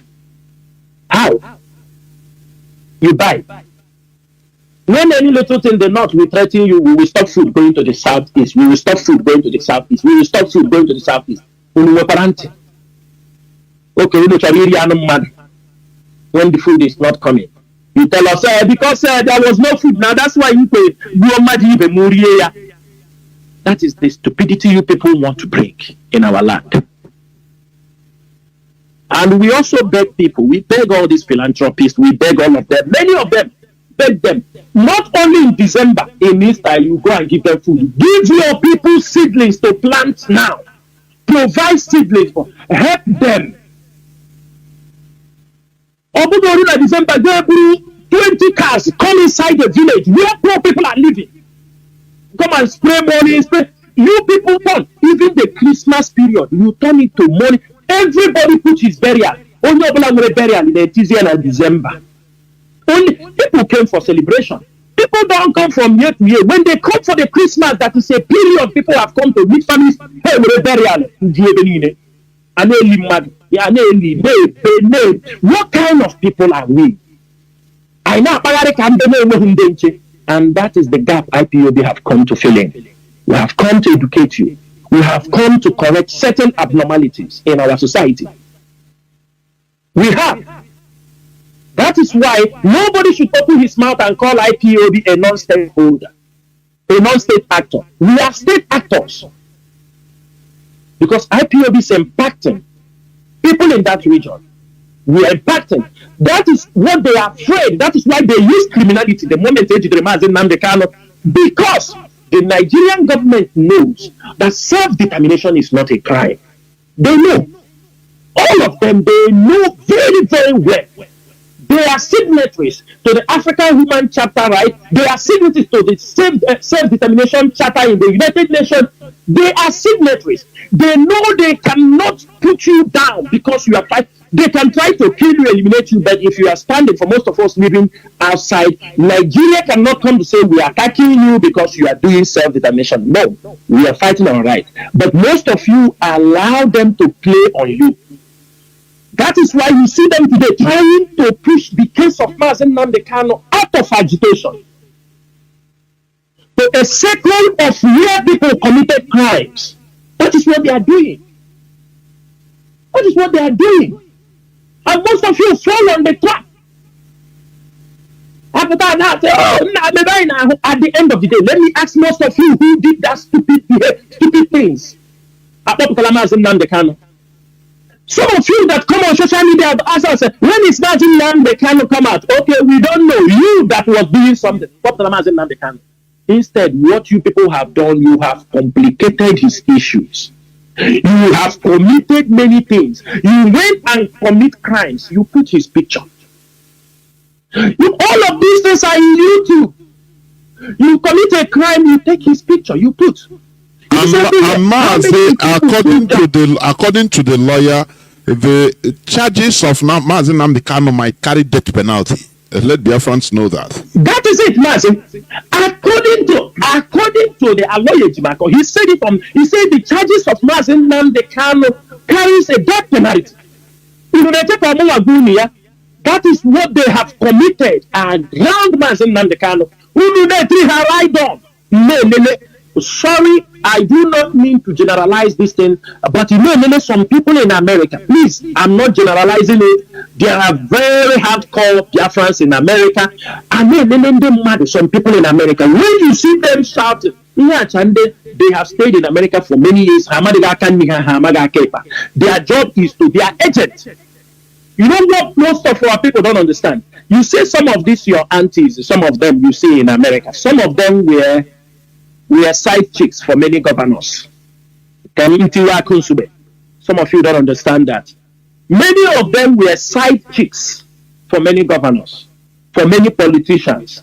So why they are disturbing them when they are in office, if they see so that this thing will not bring them problem, they make visa for some of them, especially America. That's where, some of them in the school, and they are awkwardly, they send them to America. That is what they have done. They did it a lot now. They make visa, they send many of them. That is how some of them in America. So as the politicians are going, they already have their contact. At least let this one not bring problem for my wife. They keep them 3 and 4. This is how they grow. Many of them, that is it. When politicians arrive, they gather women for them. That is all the people. That is why when Mazinam they come, they have these were the people they bought over. There are many, I'm not saying there are no respected people, but I'm telling you the reality, what is happening in America today. Most of these politicians, the bad eggs they sow in America, many of them don't go to America again. Now they are running to Australia. All of them. Now they are moving to Australia because they have messed up America. They are afraid that IPOB understood what happened in America. Hardly you see many of these crooked politicians in America because they know the game they play. We know how many of them now in Australia. We know many of them have bought houses, bought many things now in Australia. Some of them we have already cited there. IPOB we have Ego Eye. We have Ego Eye. We know. As they are planning against us, we know where their family are in America also. But we are waiting for the right time. We know. The other one thought we didn't see him ever pursuit up and down. All speaker house, now in Australia. He thought we didn't see him. How many of them in Australia? Now they run. They are going far. Because in America, they can be set up anytime, any day. Our people, we must be very, very careful. And this message I'm talking is about IPOB principal officers. Every one of you must be very, very careful. The mission of Nigerian government is not only to get Mazi and the Kanu down. Their mission is to destroy IPOB brutally. That is their mission. The job is not done yet. They are looking, you see how they have tried this pattern for 2 years, 3 years. Every day in the web pages of newspaper, Mazinam, IPOB do this, IPOB. We have been battling them for 2 years. We have made our case. We never sleep for 1 day. We continue to debunk every false information they brought against us. If ESN handles the Fulani herdsmen in the bushes, we take responsibility. We never deny anything the ESN did in the bushes. We don't deny it. They are in a war front with terrorists. But when they try to label IPOB as a criminal organization, which we are not, there are many people who are millionaires, who are, doctors, people who are sympathizers of this, people who are part of IPOB also, in diaspora. How come? Professionals. How come can you come in and just take them and say they are criminals, they are IPOB, they are criminals? They continue to sell this idea. And after 2 years, they have succeeded to gather evidence. That's why they are running to court. Everybody should know they are now in a haste to come to court because they have gathered what they want. They are no more getting, it's enough. They see that it's kind of a repetition, so they've gathered what they want. That's why they say, let's go to court. And in this court, they are doing everything possible to pin Mazi the Kanu down. But we are not going to talk much on that. But when we are saying Mazi the Kanu must remain strong, IPOB is behind him. IPOB leadership is working for his release. Our strategy and our plans can never be made public so that our enemies will know when we strike and when not to strike. As they have their plans, so we have our own plans. I have said this thing on a numerous occasions. Never you surrender your gun because the enemy smiles at you. Don't. And always remember, a war you can win through deception. There is no need to take it by force. This is the ideology and the perception every one of us must have. Nigeria government is not laughing. They want to get IPOB destroyed. They want to bring you. They have tried their first. They could not. They use the siblings of Mazi Chinasa Nworu. They use all the groups. It is not working. The politicians use the brothers. It is not working. They have tried and found out that it is not working. That's why they shape their gun. They go into social media. All of you heard the Nigerian military that's supposed to be in the borders to fight is now organizing a social media seminar in Aba, trying to educate the people about misinformation, IPOB, use us as their case study. I'm telling them they are entering into our own zone. That is where we have collected our imaginary professorship. We are professors on those ones. God will call some of us the internet personalities. God will know what we have been able to achieve on social media space for this past decade. And I want to use this evening to call upon IPOB media warriors. Yes, one of our brother, Osipa Iheme, Papa. Yes, we saw him. The Nigerian military invited him to be the guest speaker for their social media. I don't want everybody. I think we have sent the message to him. Some of you who have written about him, we have sent the message to him. I don't want us to demonize him. Reasons.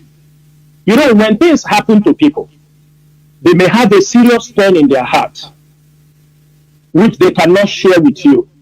I want everybody to remember, his brother, his younger brother was killed by this Eperima when they want to snatch his car in Imo State, 2002. The younger brother of that Ake. I could understand his pain. 2022, yes. I could understand his pain. Most of you also with the pain, no justice.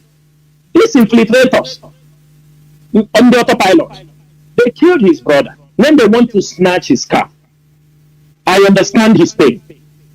He might have not getting a good advice, even though the pain, but I don't want him to be a double loser because already he have lost his brother. He have lost his brother because of criminality, which they have turned to be IPOB. So he might want to go there to talk or like this, but I don't want him to make himself the enemy of his people. Yes, we sympathize with him. When that thing happened, we condemn the act. We continuously condemn it. And for those of you who have sent him a message, a signal to talk about him coming out, because we know there are many people they ask to come and deliver suspect. They couldn't do it. But for him, I'm calling all IPOB media warriors, let's cease fire on that young man. He has in our culture, in entertainment, he has contributed. He has made some of us laugh. He has put smiles on the face of millions of people. We must always remember some of these things without being so harsh. People might make some mistakes they make in life. That does not mean you have to condemn them for life. And I'm using this opportunity this evening, call all IPOB media warriors, say please, let's cease fire against this young man, because if we continue, the enemy will take advantage of it. When we attack, they set up another person, you call, we attack. Before you understand, they start gathering people who are having anger on what they have. They will have another story to tell. So that's why I'm saying the messages have sent to him, it is enough. They say a word is enough for a wise. So I call everybody to restrain from attacking that guy, which is Osipa Iheme. Remember one thing, you cannot, because of this, maybe somebody have not told him the implication of what he has done, because I found out that when when we started descending on him, the military came out to defend him, to talk about how patriotic he is, all these things. The military will be putting him to be your opponent. So, and I do not want such things to happen. Our duty is to bring our brothers. Those who do not understand, we will explain to them. After the explanation, after we draw all our sword, the person said, no, it is a final, it is a do or die affair. Then we have no option than to defend ourselves on the social media. But please cease fire on that our brother and let us move forward, because sometimes it might be a strategy also. We write, the military will write, the military will, because they are trying to create something you might not be aware. So I'm telling everybody, it is time we move forward, especially this month. We don't need those ones. It doesn't matter that, it doesn't mean that issues may rise, we're not going to handle it, but we handle it and remember the month we're in. Mazi, I want to go to another topic. Another topic is, because we are talking about agricultural revolution, then we are moving into why Biafra land we must continue to campaign for our people to return and development of Biafra land. I know sometimes they will talk. People will say, oh, there is no light everywhere. But this evening, my topic on why Biafra land is not having electricity is in darkness, I'm going to make it very open so that let us understand what these governors, are they really part of those holding us whenever they come in, or are they ready to liberate us? Because if they don't want to liberate our people on those basic amenities, that means the battle line is drawn. Very, very important. I want to talk about why Biafra land is in darkness. Today, Biafra land is in darkness, or for years, is because of this man they call Emeka Ofo and his EEDC, Eweta Ewelo Destruction Company. These are the reasons why Biafra land is in darkness. Every one of us here can agree with me. IPOB have mounted this pressure during the time of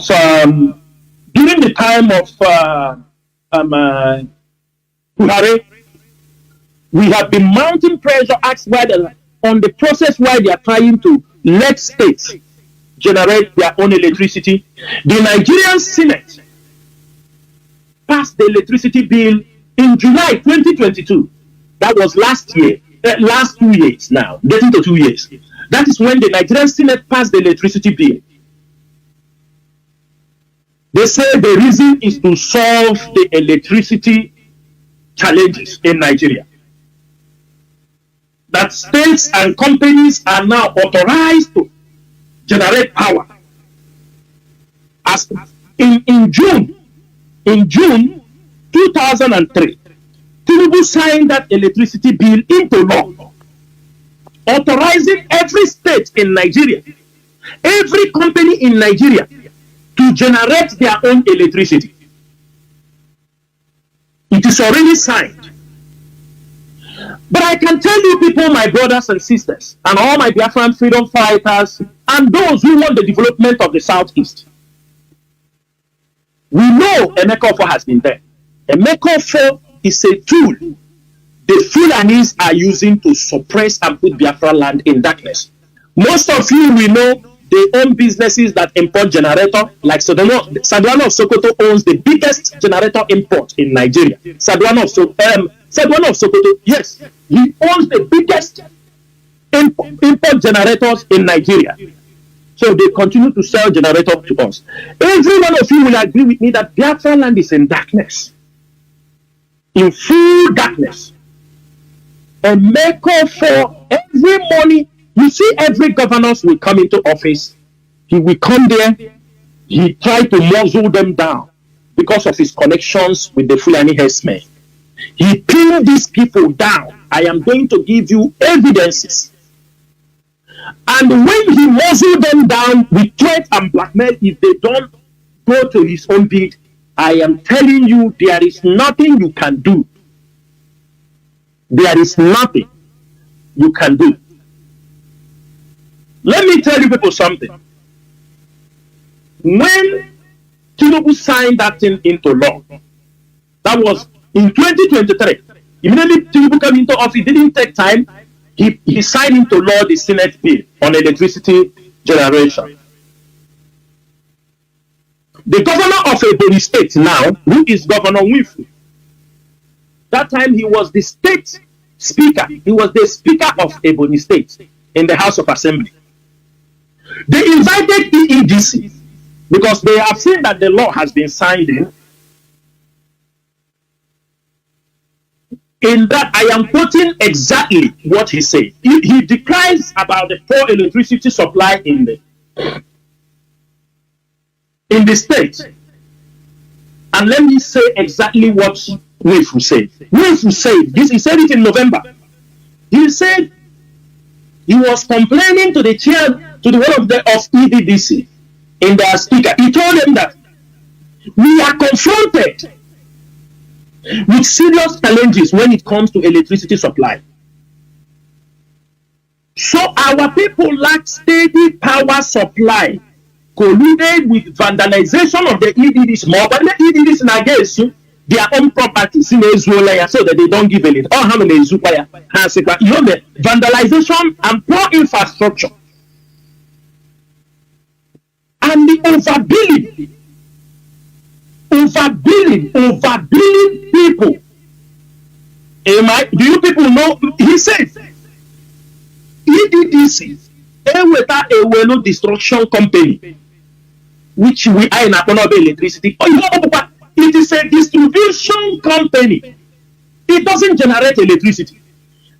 He said EDDC cannot boast of steady power supply for at least 4 hours in Ebonyi State.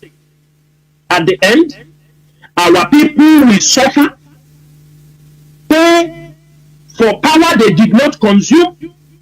We have been patient enough and losing confidence in EDDC, a destruction company.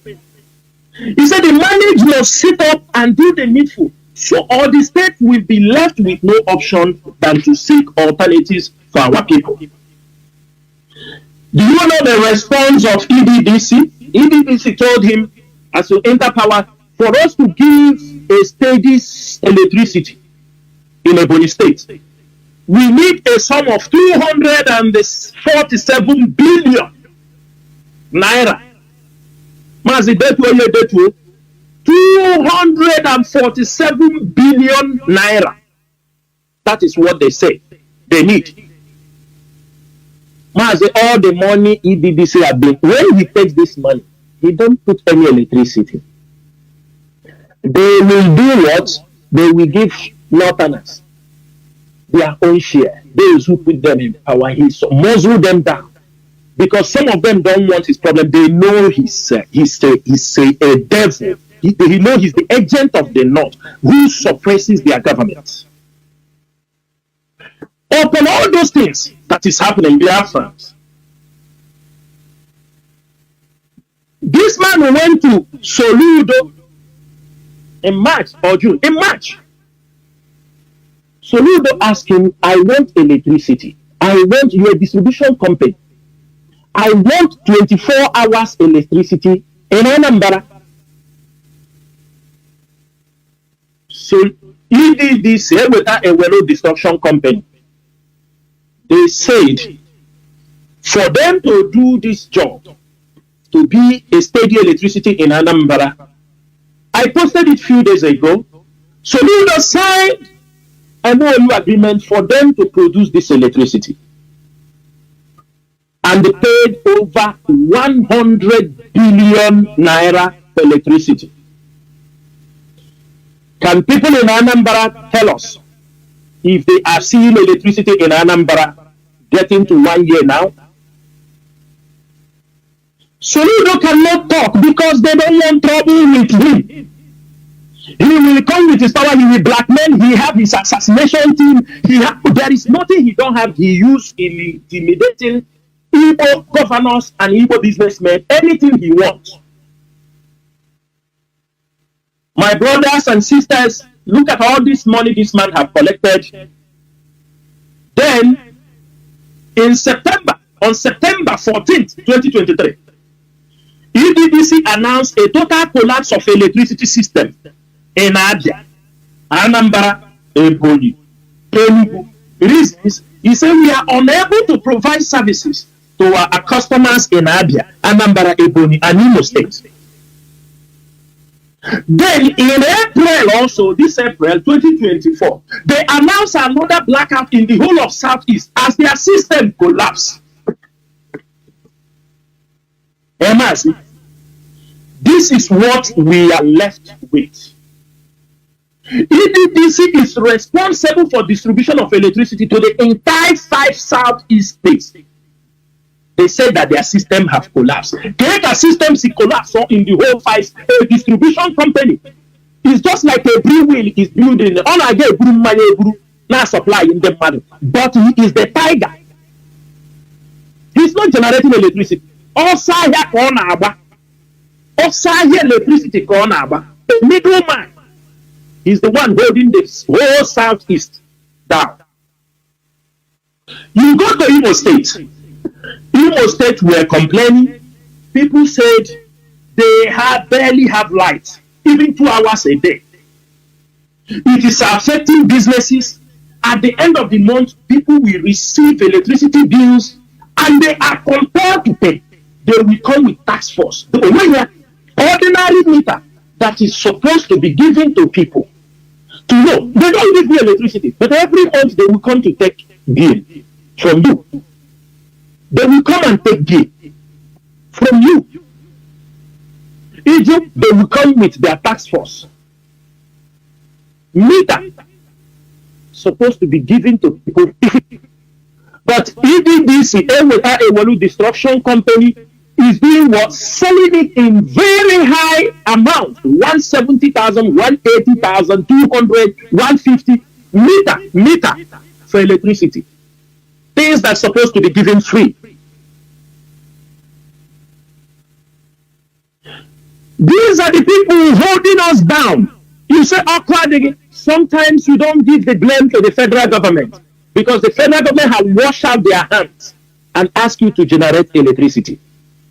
And I use this opportunity this evening, IPOB and the ESN, they fight to make sure that Biafra land have 24 hours electricity now falls on the shoulders of all IPOB members and ESN. They campaign to make sure that EDDC is kicked out of the whole of the Southeast starts today. If what we are looking for, if there is no electricity in Biafra land, we will have no option than to make sure to use force and shut down their offices in the whole of the Southeast. They should go where they can play those nonsense with. They should go where they can play with the life of the. Let him go to the north and take the contracts in the north. He has taken the contract and he cannot be able to give Southeast electricity. And we ask every governor to make sure that they take up this fight and make sure our people have electricity so that people can return, business can flow, industrialization can be developed in our place. We have no other place as we are all living in diaspora than Biafra land. Today is a very serious warning. You know one thing, I love IPOB, and you know one thing, I love the words we speak on this hallowed platform. As I have said this thing today, it is an order. And they know if they fall, it can cause a very big destruction in Biafra land. I always want them to know, if they provoke us, we come here and make a statement. Destroy that pronouncement. They should always remember that there are people who are waiting to take advantage of whatever we say, and they may take it to another level. And because of those people, we will not make the orders we want to make in Biafra land. We know consequences comes with everything we do, but our duty is to make sure it didn't affect our people where they will lose hope in what we are doing. Therefore, from today onwards, they fight. They struggle to make sure Biafra land. After all, the federal government have authorized every state, every governor to generate their own electricity. We are not going to depend on the Mekofo and his EDDC, distributing company. We are not going to wait on him any longer. The governors, whether if they want peace in the whole of the southeast, electricity is what every one of them must deliver before they leave office. So, Ludo, 3 years is about to finish, your 4 years. Frankly speaking, you have really disproved people that professorship is not leadership.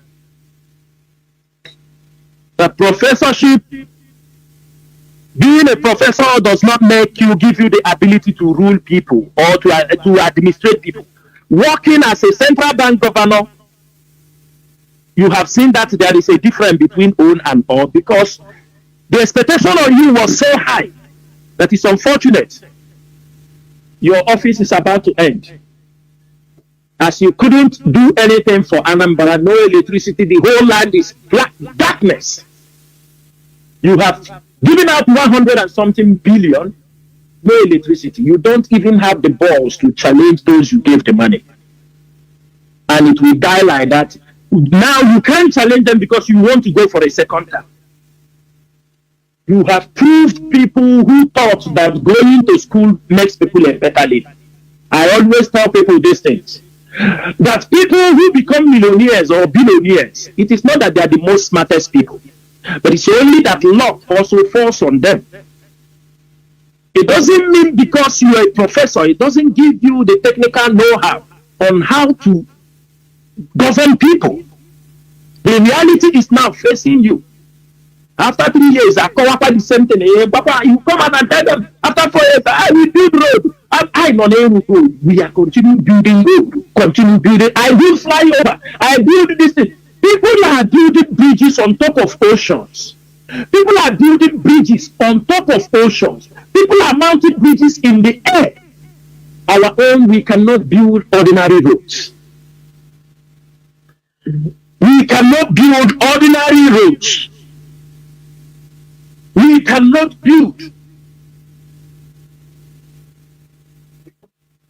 This thing we are saying, most of you capitalize on what IPOB is doing. And I'm coming to that. Most of you is just like OKZ Ibazo. I will say it here. During the 8 years of OKZ Ibazo as a governor of Abia State, everybody know we are in the rainforest region where there is always many months. I think 7 or 8 months is full of rainfall. OKZ governed Abia State for 8 years without building roads. I mean, I'm not talking about all those Okalu. There are roads they left. He came and made them. He didn't do anything. Every day, the Pepsi company, he spent 8 years without doing anything.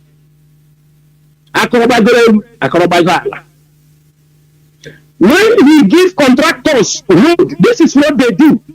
A contractor, they give him roads to construct. If we go and invite, what they call them, Mazi, you know what Dubai just did. You know, if we do it, they like it evil.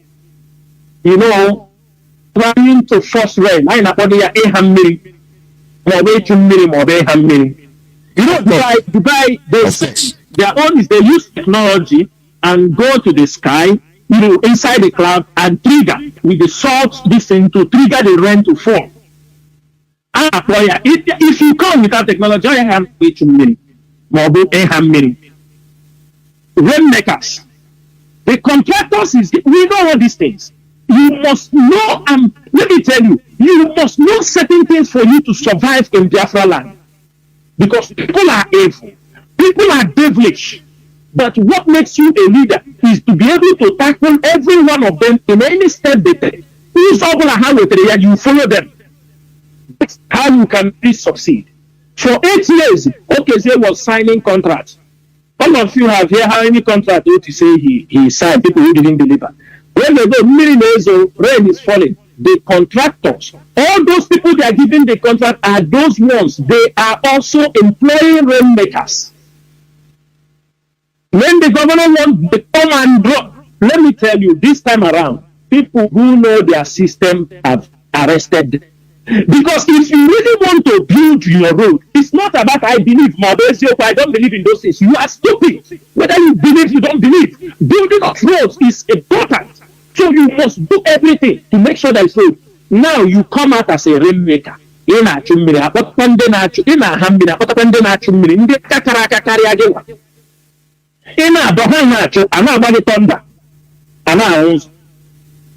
That is how you do. It's not a matter of belief or you don't believe. If you are building road, you build road in the ocean. Why they building bridges on top of the ocean? They didn't say it is an ocean. They didn't say because it is an ocean, we are not going to build bridges there. Chinese are mounting high bridges in the sky, in a cloud. People will be crossing. Ordinary to build road in rain, you cannot. If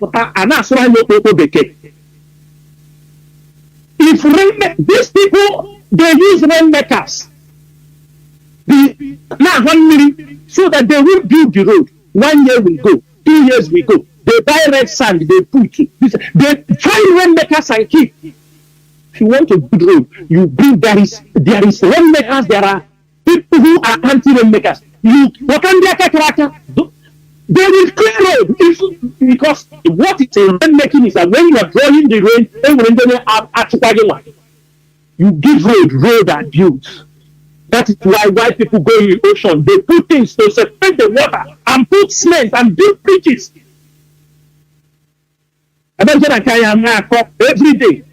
Because the guy have gone in the side and shoot. That's why you know. But our own, we put leaves and provoke the cloud to rain.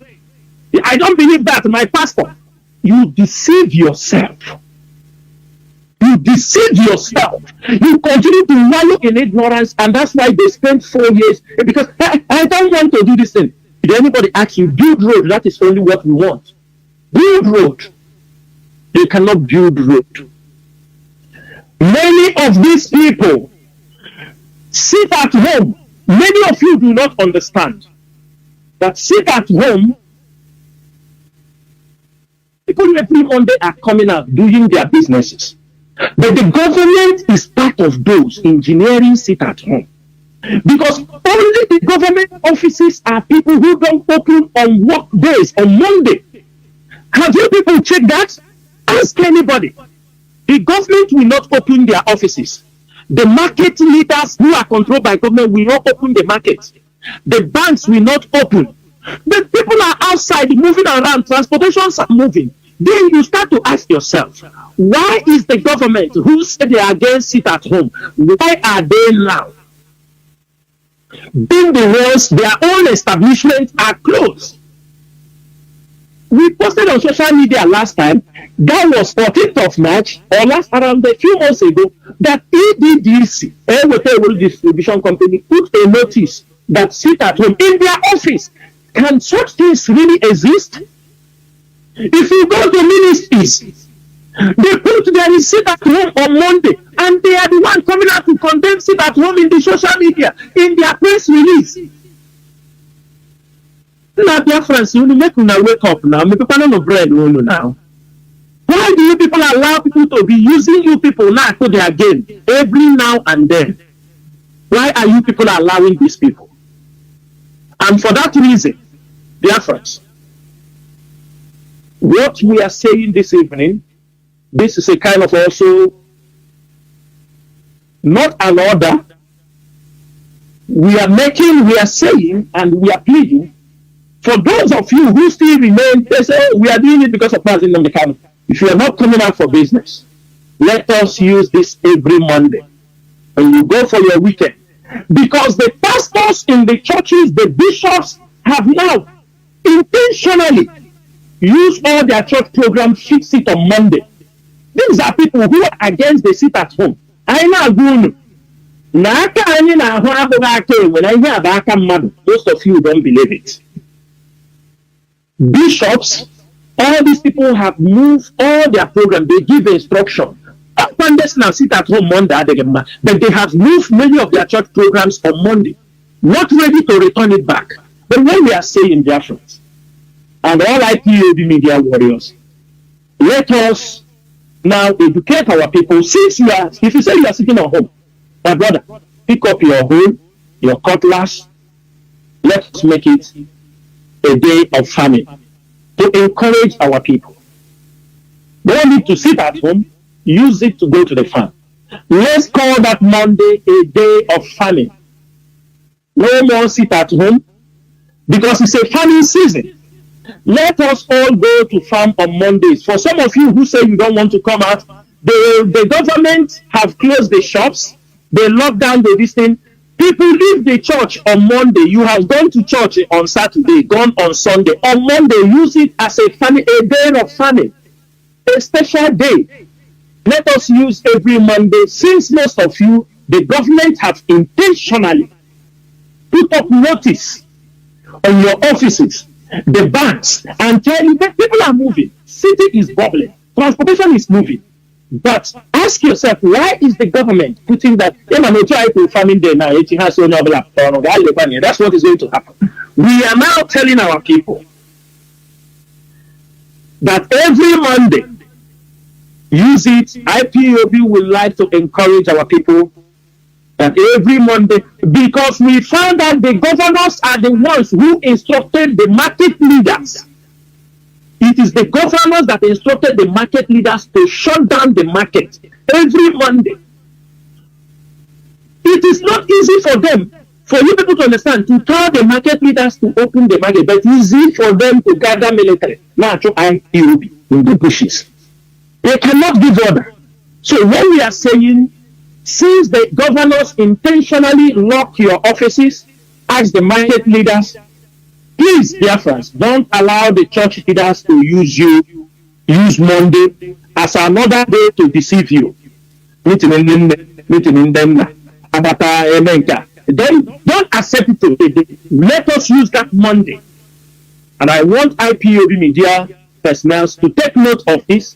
Every Monday, we shall promote our people. It shall be a day of our campaign for farming, because we have already used Tuesday as a Twitter Tuesday. So if you go on the weekend, you are in Biafra land, you are at home, finish your Sunday. On Monday is the beginning of the week. Everything used to be very rowdy. Try to do one or two things. Things have not said. It's always on Tuesday things do start fully. On Monday, use it to do some farm work, and I will encourage everybody. That is what we have to do. Starting from the next Monday over this weekend, always remember to promote Monday to be a farming day. And dear friends, it is not an order. Hear me. It is not an order. I'm not saying you must go to farm on that day. After all, not everybody is a farmer. Not everybody has also a piece of land, those living in the city.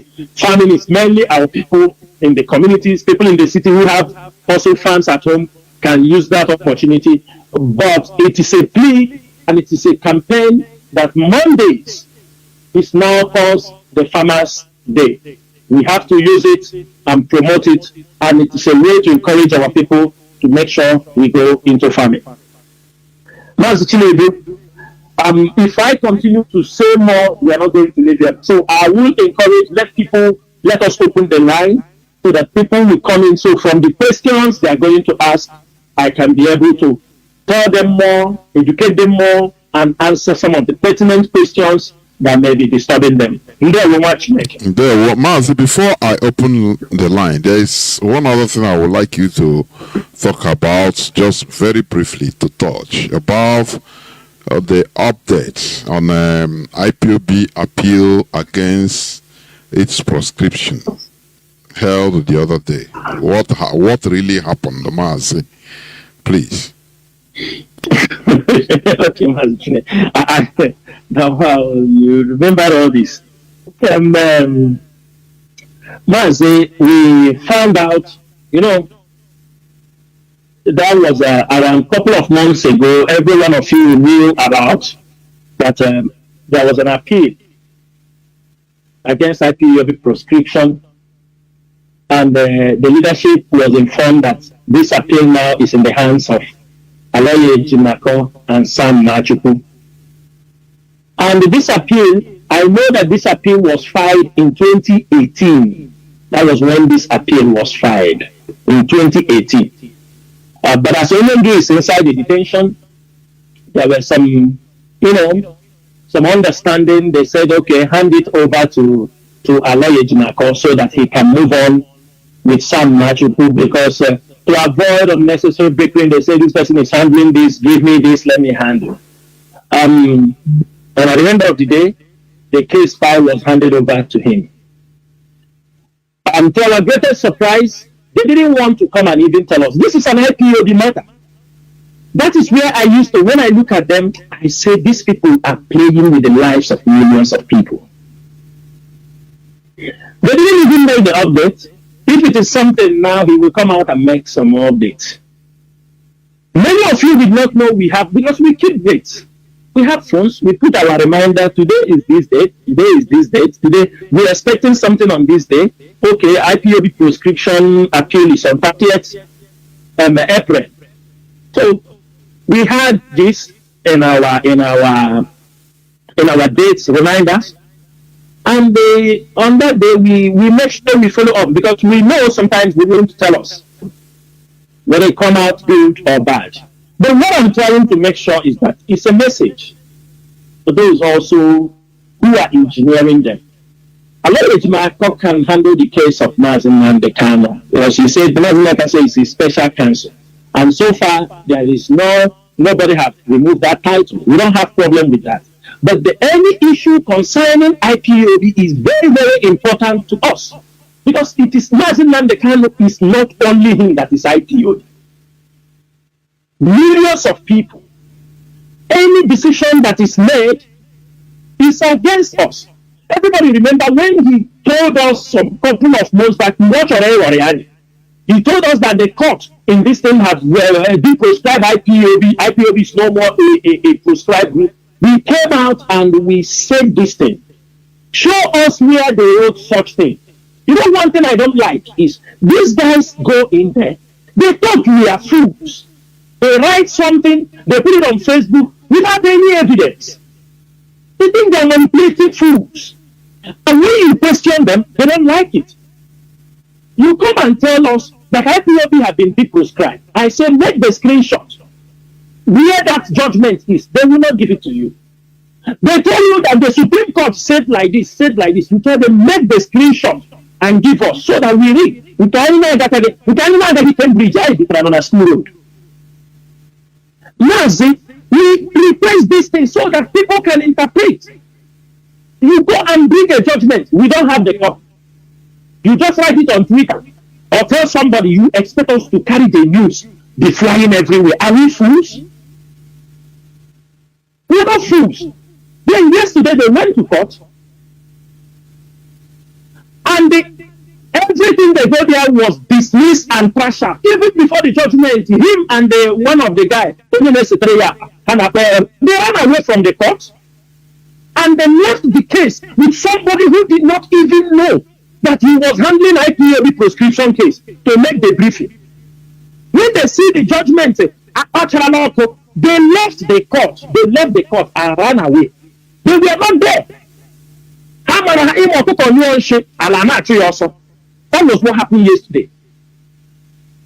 They just want to destroy the name of IPOB. That is the role of these people. And that is what we are not going to accept. You don't destroy your own name. IPOB, no. IPOB, no. And we don't want this guy to present us in any case IPOB. Let me tell you people something. I'm doing something. People don't know how this guy came into the case of IPOB. We have, IPOB, we are a center of intelligent gathering. We are a center. Do you understand me? The info, sometimes I became scared of IPOB or within our circle, because if you know too much also it's not good. If you know too much, you become a target. Mazi, we dig and we research. Everybody go and let me say something. You know, these are people who come to make money in the name of IPOB. Aloye came to make money. When Aloy came back from America, he was in Nigeria writing for some people, you know, write something, they write and give. And there was somebody he approached when the case of IPOB in 2015 was shaking everywhere, case of Mazi Chinasa Nworu. He managed to convince the person that if he get the opportunity and go to law school in Nigeria and enter this IPOB case, that he will make some paper with some NGO in America and do that, he can be able to make from IPOB $1 to $2 million. Mazi, that was how he convinced the person. The person paid for his law school fees in Nigeria. He went after he finished. That's how he joined IPOB. That he might know Mazi Chinasa Nworu before that time, which is very clear, but there is an ulterior motive. Some of you don't know Aloye Ejimako. That's one Ajujia. The politicians, even politicians, they know him. Even in America, they know him. Go and ask Maurice Iwu about Aloye Ejimako. Go and ask people about Aloye Ejimako. He is not ready to handle Mazi Chinasa Nworu's case, the place of IPOB case. I will leave that case there. Because if there is something, if we start talking, Asinanya Abiola, we know how everybody comes. It is only painless, but at a point, the Mazi Chinasa Nworu can go bring people without no investigation over IPOB. Just like how I don't know how it happened. He goes, see one young lady, make her secretary, and bring in info. The lady becomes something else. Just somebody, he doesn't, as a nobody knows what we hear. Boom, he announced a secretary. We don't know how it happened. Brought her inside. He doesn't know these are all the agents. Collect information and I distribute information. DSS are now collecting. And that is where we are today. Anybody in IPOB today, before you come at the top of the leadership to come to seek information, or if we see you, my brother, we will make sure we do very deep due diligence. Before we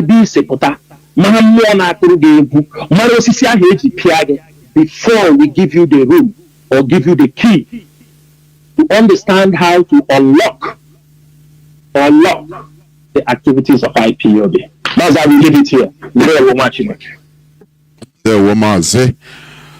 Biafrans and lovers of freedom, do not forget that you are listening to Radio Biafra House of Service, coming to you through Radio Biafra London. Today is the first day of May 2024.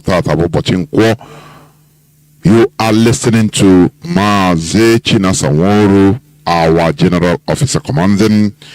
We shall go into a few minutes break so that when we come back, our lines, we will open the lines for people to call in order to ask questions or to give suggestions as they may wish to, please. Do not go away. We shall be right back. Do not go away.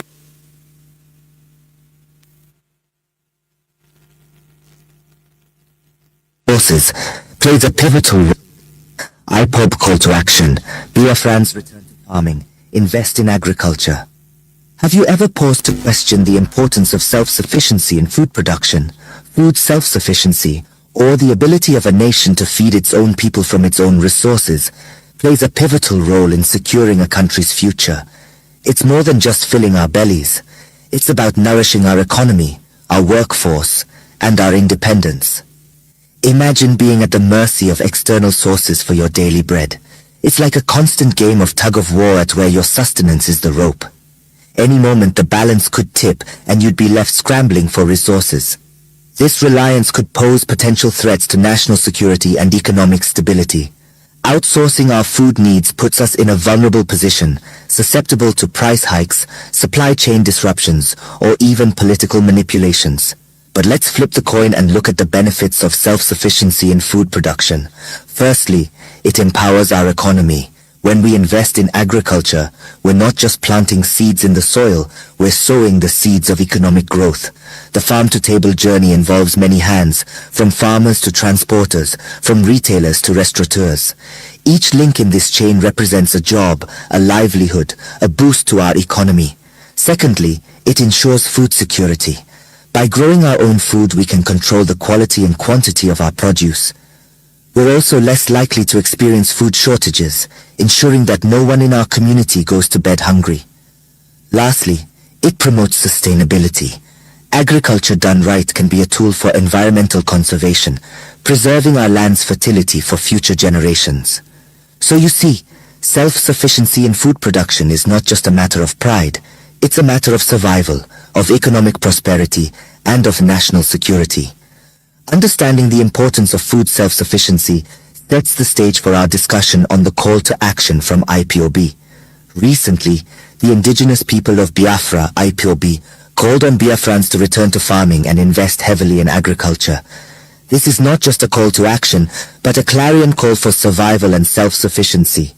The world is on the brink of a food crisis, and Nigeria is no exception. An impending famine looms large, threatening to cast a dark shadow over the land. But here's the thing. Biafrans are not destined to be victims, but victors.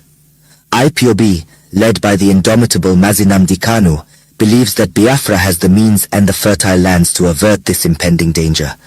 This call to action isn't just about planting seeds in the ground, but planting seeds of hope, resilience, and self-reliance. And it's not just about farming. It's about creating an entire ecosystem that supports agriculture, from cash crops to animal husbandry. It's about building agricultural cottage industries that process and preserve agricultural products for export, turning Biafra into a powerhouse of agricultural productivity. So where do you come in? IPOB is appealing to all Biafrans philanthropists to support farmers in their communities. But this support doesn't only mean giving temporary food items. It means providing seedlings and other farming implements. It means encouraging and supporting farmers to go back to farming, to go back to the land that once provided for us all. And it's not just about the present, but about the future. IPOB is urging Biafrans to invest in agricultural research centers. Why? Because quality research and development is key to growing our native food products efficiently and sustainably. It's about learning how to fish, not just buying fish to eat. This call to action is not just about investing in agriculture, but also... Welcome back. This is Radio Biafra House of Service coming to you through Radio Biafra London. My name remains Mazi Chinasa Chinedu from Alo province of Biafra London. We are here live and direct. Today is the first day of May 2024. Our lines are now opened. Our lines are now opened. Our direct line is +1 213 328 6224. +1 213 328 6224. Our WhatsApp and Signal line is +61 405 142 547. I repeat, WhatsApp and Signal line +61 405 142 547. I have callers already lining up, but I want you please to restrict your questions or contributions to the maximum of 3 minutes so that we can take as much calls as we could. Please be considerate. Please don't be selfish in your contributions or questions. Caller on direct line, you are the first caller on direct line. Can you hear me? Just hold on.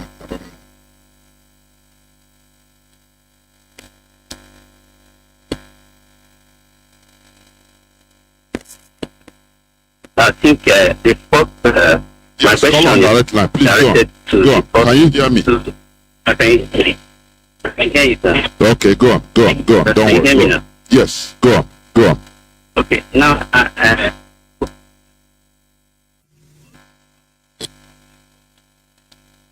and that two particular points were lying in between belief and also, what did he call it? Believe, and there's another word he used. Now, he made us to understand that that belief is as a result of what you never believed, what you never seen, but rather you believe and hope for it, which will never sometime materialize to realistic. Now, looking at this issue of IPOB, we have realized that we have gone so far that there is no need of us going back. Now, if eventually a GMAC, or what is his name again, the lawyer who has, without his contemporary, counterpart in Senate to go this far to subject us to nothing, what is the fate of the IPOBians? When I mean IPOBians, restrict it out of the recognized actor of state who are fighting so, relentlessly to make sure that we survive this. Now, what is the hope of other IPOBians who let me not insult any person, who have relied on complacency of not realizing the good advantage of what we are fighting? So, that freedom comes for Fulani, freedom comes for Yoruba, freedom comes for the Igbos, freedom comes for even every other ethnicity in Africa. We define African, Pan-African definition that we have messed up. Now, can we really write on these people to break them down and eventually go, this negativity? Because we cannot see that, destroy what we have built for years. Because why I'm saying this is that for me, as a non-entity, it's not affected. But I remember your slogan with Uncle Chinasa Nworu here every time you people come. That instead of you people to walk away from this, it's better everybody die inside this. So my question is, are we going to allow these people fulfill their evil thoughts, or are we going to do something on the street forcefully and let the whole world? They have called us terrorists already. Afghanistan's are terrorists, but today they are enjoying.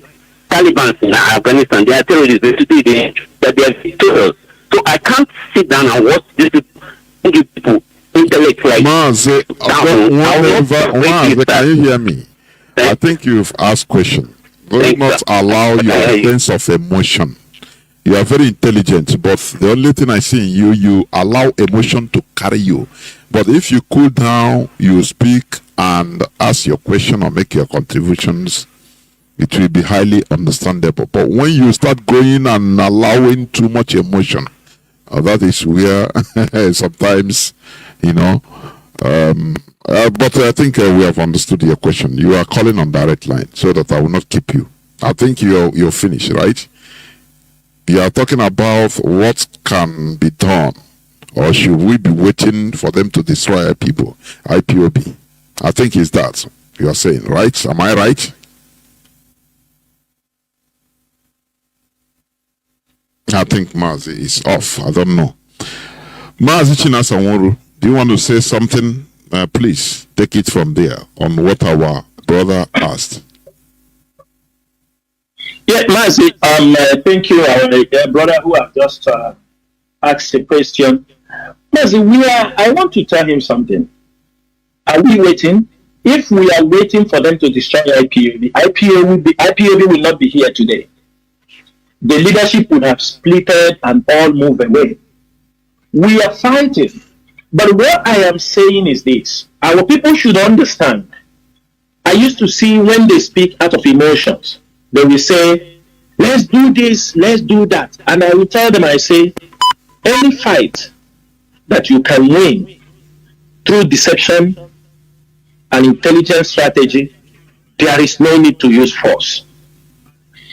As you see, as we are fighting for criminals, as we are fighting for the criminals, all of them, thank you. Don't ever think that tomorrow the criminality will completely wipe away in Biafra land. Are you understanding my point? It will never wipe away. It will never. Because there are criminals there. The Nigerian police are there. Most of them are criminals that are being recruited. They are with guns. The soldiers are there. Criminality will never. But one thing is this: we want, when criminals commit criminals, you call them criminals. It's not when criminals commit anything, you call them IPOB. That is the fight we are fighting. We are fighting from different fronts. Different fronts. Are we keeping silent? No. Are we fighting back the enemies? Yes. If we are not fighting back, me and you will not be here. If we are not fighting back, the Radio Biafra might have been destroyed by now. If we are not fighting back, many people will not still be part of IPOB. So, Mazi, be assured. Like I have said here, I've made it very clear. Sometimes some people want some pronouncement. Oh, I worried my God, we don't know. We have told him, he knows that we reject it. We don't want this case of taking Mazi. For me, in particular, you know, there is something you hear about eye service. For me, I don't care whether they continue taking this case to the Supreme Court or this thing. Look, Mazi, Nigeria will not be proscribed IPOB only the day we get our freedom. Are you understanding me? They will not. But what we're asking, people should stop using those cases to try to be. These are cases that there is nothing they can do. So let the sleeping dog lie than complicating more issues for us. Because we are surprised he went for the appeal when he had already told us that they have deproscribed us. So what did he went for appeal to do in Abuja? And when they gave him some pronouncement, he disappeared. He never made any distinct. Just like the sibling of Mazi Nnamdi Kanu went to court in Kenya, kicked out. Went to court in UK 3 times, kicked out. Instead, the UK court gave him fine for bringing nonsense cases for them. And Mazi, they always keep quiet. They don't talk about it. They keep quiet. They will keep quiet. They are criminals, honestly. They keep silent. They keep silent and they keep their mouth shut. Like dog, you know, they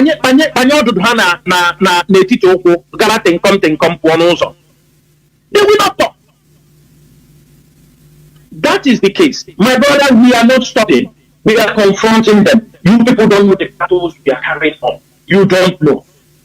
But we are up to the task. That's why I said, let them come out and make their stand. I want him to come out and say, do you understand me? I want him to come out and say, look, I am the leader of IPOB. He should stop hiding under the table. Let him come out and tell Biafrans, I am the leader of IPOB in the absence of Mazi Nnamdi Kanu. Let him come and make the statement. Let him stop being in the back trying to look for. He wants to create his own group. Let him create. Let us know. I am Maronya in area. After all, his partner have created his own group. So we know that is his own group. That is it, Mazi. There were Mazi. There were. Caller on, let me see. Caller on WhatsApp. You are the first call. You are the first caller anyway, but I kept you waiting. I hope you listen to this broadcast because you have been calling since the broadcast was going on. I noticed it. Mazi, can you hear me? Call on WhatsApp. Yeah, Mazi, Jonathan Chinedu. There from here. There were Mazi. Were you listening to this broadcast? I noticed that you. Starting from, I don't miss it. It's okay, lost. because we were calling before when we started during the program. Go on. That's why I was asking. No, I just make a call and you cut it, and I didn't call again. Okay, go on. You are right. Go on. Let me go to my contribution, and this is like appealing. My name is Chinedu Keke. I'm calling from Italy, country. Mazi, I have a complaint to make, which I have been writing under the post of Mazi Chinasa Nworu on Twitter about a community in Nigeria. This community have been is in this farming season. I wanted to invest in that community because it's to be my community. Told me that go out because of true enhancement terrorists. The activities have become worse that every day they must see 2 people they harvest the organ. Every day. You understand? In this community, we used to, after Easter, farm for granite. You understand? This granite. Why is your voice season? Your voice is season. Is season. Please, I don't know whether. Maybe it's network. Okay. It's network, I think. Maybe where you are, I don't know, where you are moving or something like that. Please, go on. No, I'm in one place. Go on. It produces enough farm produce, but today people are hungry. People are hungry. A basket of cassava in my place is up to 30,000 because nobody go to farm again.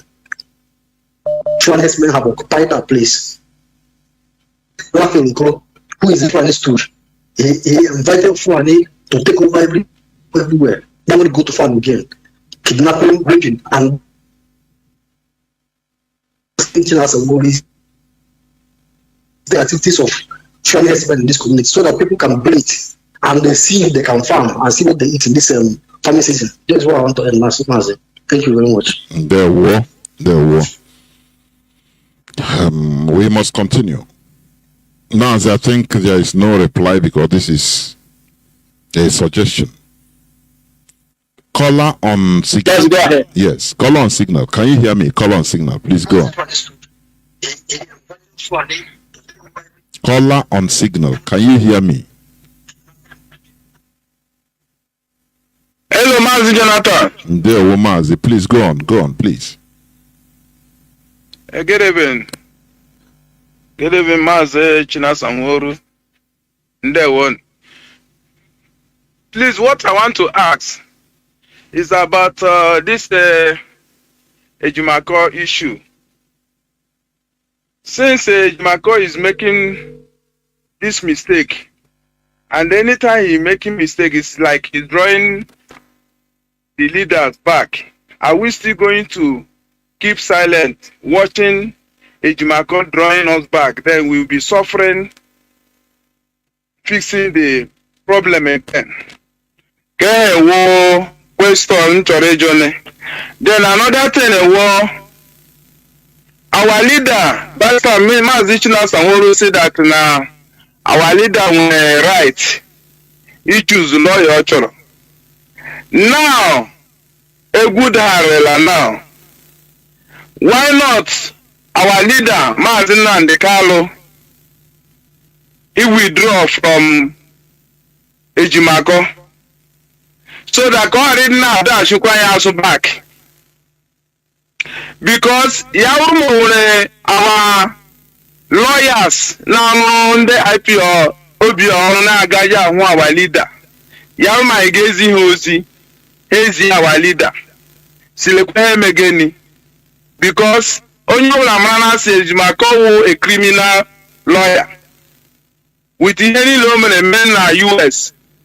So now, ole haiga kwimewe gbakwa Ejimako nkete, gbakwa ya nkete ka ọ nakwa apụla ya azụ. Mazi Chinasa Nworu biko, asị ka m jụọ gị. Otewe kishi gwa our leader, go withdraw. Mazi, or maybe you have made your point. You are repeating. Thank you very much. Ejimako. There were. Please let us learn. Once you make your point, either question or suggestion, no need of repeating the same thing, repeating. Many people are on the line calling, please. The question is very clear. Mazi Chinasa Nworu, please go on.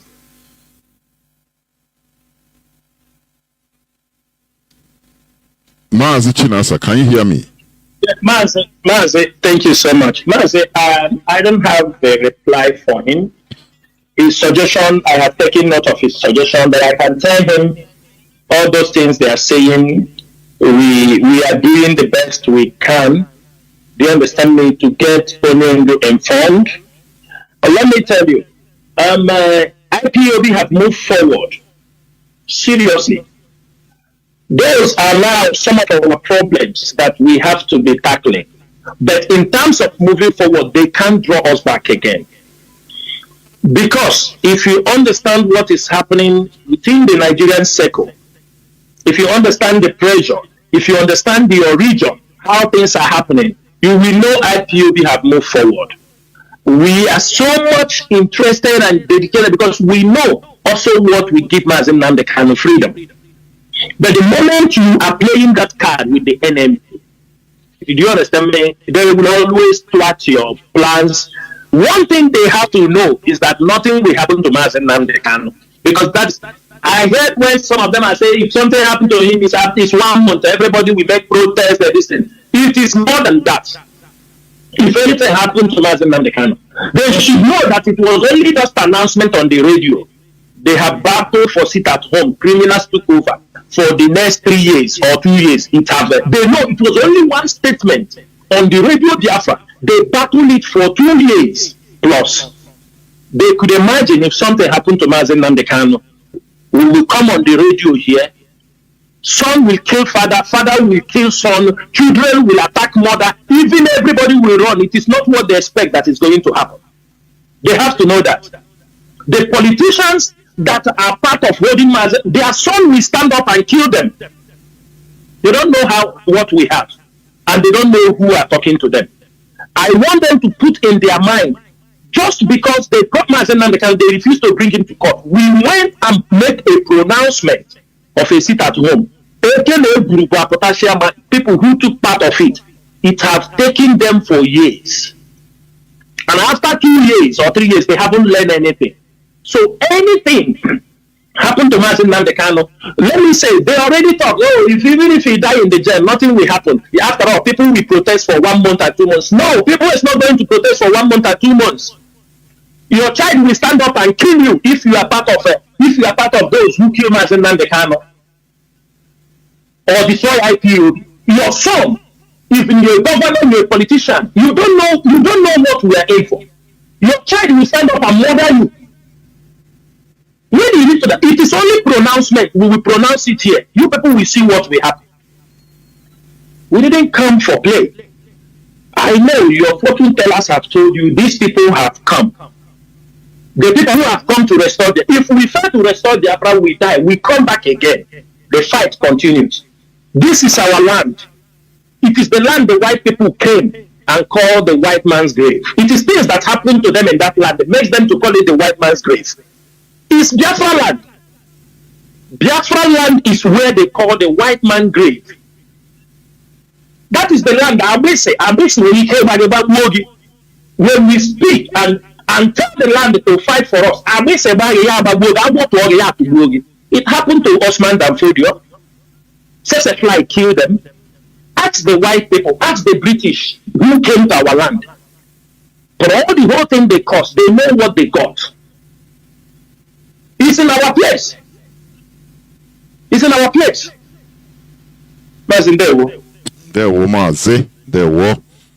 They are listening. Caller on direct line. Can you hear me, please? Welcome to the program. Please go on. Let us be brief. Yeah. Caller on direct line. Yeah, thank you, sir. Yeah, thank you, sir. Dr. Jonathan, and thank you, our GOC. First of all, I start with commendation.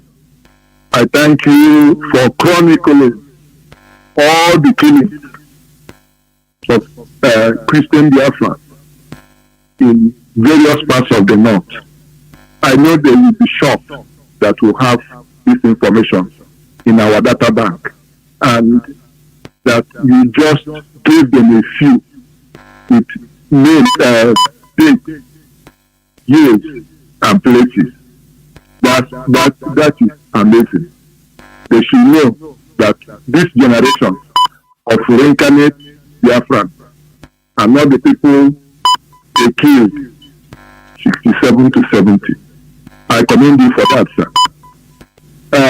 Secondly, I want to say that let the DOS tell us what they want to tell us, and they don't tell us what they don't feel like telling us.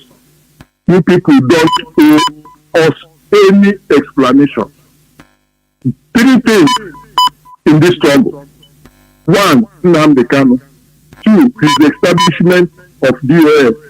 And by the caliber of people who have there now, we are okay. We love your direction. Whatever you feel, you can tell us, tell us. Whatever you feel is for our own sake, you don't want to tell us, don't tell us. That is part of my commendation. Now, my request is this. I want you to throw more light on the aspect of this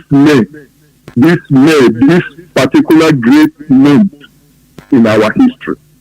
I'm so excited that you say that it's going to be a month full activities. And maybe in a different way that we have been doing it. I know we have our mother station, Rapture Radio in London, and with all the broadcasters scattered everywhere. I want you to throw more light on it, because we need to remind ourselves there is no family in Biafra land or IPOB member that didn't lose a brother, a relation, a cousin, a nephew, a friend during that Biafra war. I would like to share my own account of what they did to my people, so that the world will hear, so that you will be part of the record. Because since you have declared IPOB, you have declared month of May as month of our hero and heroine, the whole world will be watching. Please, that is my request. Thank you. There were Mazi. There were Mazi Chinasa. Do you have anything to say? Yeah, Mazi, what I will we will draw our program, of course, especially on the radio programs, as we are kicking in this first week, after maybe the wife of our leader, after her broadcast on 5th, then we will roll out programs, but from now till 5th, so that people will start gathering their informations and pushing out. I think from 5th up, programs will be drawn on special topics, people who have experience, what their parents told them. You can share your stories here. During our 30th May also, we have passed the stage, we just come and protest. People who want to speak on why we are protesting, tell the world. That is also a platform people can share their experience. Radio Biafra is always on for us to do what? To tell the people. Come to Radio Biafra, maybe one of the programs they will schedule, tell your stories. It will be a Biafran story, and nobody can take it away from us. Thank you, Mazi. There were Mazi. We continue. We must move on. Caller on, let me see who's been here first. I think caller on WhatsApp. Let me see. Yes. Caller on WhatsApp, please go on. You have 3 minutes at the maximum. Go on, please. Okay, Mazi, you do the reggae. am I coming out? You are. Please go on. Okay. Yeah, Mazi will be calling from Oka. I greet everybody. Mazi, I have some observations that I want to point out. First of all, is about information, like intelligence. During the court case of our leader, the last court case. When our leader was on air broadcasting, there is this information that he used to say about our lawyer Nnameka Ejiofor. He was saying something about, is it a hand grenade thrown into the car and killing the mother, And I've heard him say this thing like 3 times, if I'm not mistaken. So, but when one of our broadcasters, Mazi invited the barrister to his program, and Mazi asked him a question about the hand grenade. The barrister denied it, saying that it was Ifeanyi Ejiofor. So I was wondering, is it that he did not hear our leader say this thing? Let's assume that the information was false. He could have sent message to our leader. Our leader will correct it, but he kept it until when Mazi asked him the question. So I feel that this is some of the things that Nigerian government will be using against us, saying that it's propaganda, that everything we are saying is propaganda. So that's by the way. Then the second one is about propaganda also. This army, Nigerian army, invading all these criminal camps and targeting ESN camp. what I want to say about this is, when our own journalists, as in the journalists of Biafra Restoration, be carrying out this propaganda against ESN, to the point that I had a neighbor who is a journalist. He also report this thing, as in use his own name to write this thing against IPOB. So I was wondering, I'm thinking that it's not in a good line for our own people to be reporting this thing, so the Nigerian government will be showing it to international world and be saying that even their own people is reporting it. You understand? So I feel that if the IPOB leadership can make an order directing these people, the Biafran journalists of Nigeria Extraction, to stop doing this kind of thing, because if they continue doing it, if we suffer all these things and destroy Biafra, they can never practice journalism in Biafra land. They should go to Nigeria and start practicing it. Thank you very much. Let me stop here. Mazi Chinasa. Mazi, I would like to take up the second one. The first one, I have nothing to say. But the second one, my brother, I want you to know something very, very well. The Biafra we want to build is not the Biafra that when somebody says something, you go after him. Get that story very, very well. I want every Biafra listening this night. Mazi, we are living in a world we are proclaiming we want freedom of speech. We want people to say. He's a journalist. He's being employed by Nigeria. He's feeding his family by Nigeria. We have not yet, to a point, do something that will make him to say, no, I will never work for Nigeria again. Or Nigeria have not happened to him. We must always have room for people to criticize us. I want everybody to know that. IPOB is not an authoritarian group. In as much as we believe in command and control, we must allow people in superior argument. He is writing, seeing the truth, he is writing because he is working for a Nigerian newspaper who pays for him. The only thing is, make sure anytime he writes anything about IPOB, you give us a copy, you draw attention, this person wrote this. We don't want to even know who he is. We will educate him. We will counter. If he lies against us, we will counter his lies.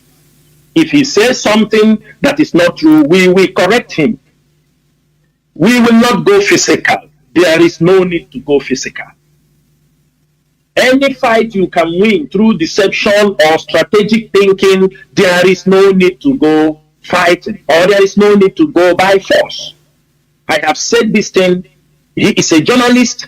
He's not the only journalist in Biafra land. There are also journalists in Biafra land who are writing in the favor of Biafra. So we still outnumber them. He may be 1 in 100. If one of them wrote against IPOB, there are 100 people who will write for IPOB. Take that one and let your heart have peace. There were. I have a caller. I have callers lining up, but let me caller on direct line. Please go on. Can you hear me? Make it brief. Can you hear me? Okay. Good evening, Mazi Jonathan. Good evening. My name is Chinedu. I'm calling from Scotland. I just want to say something. What is happening in my community? Hello,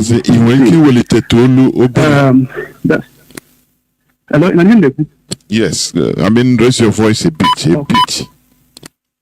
Okay. What is happening in my community in Enugu State?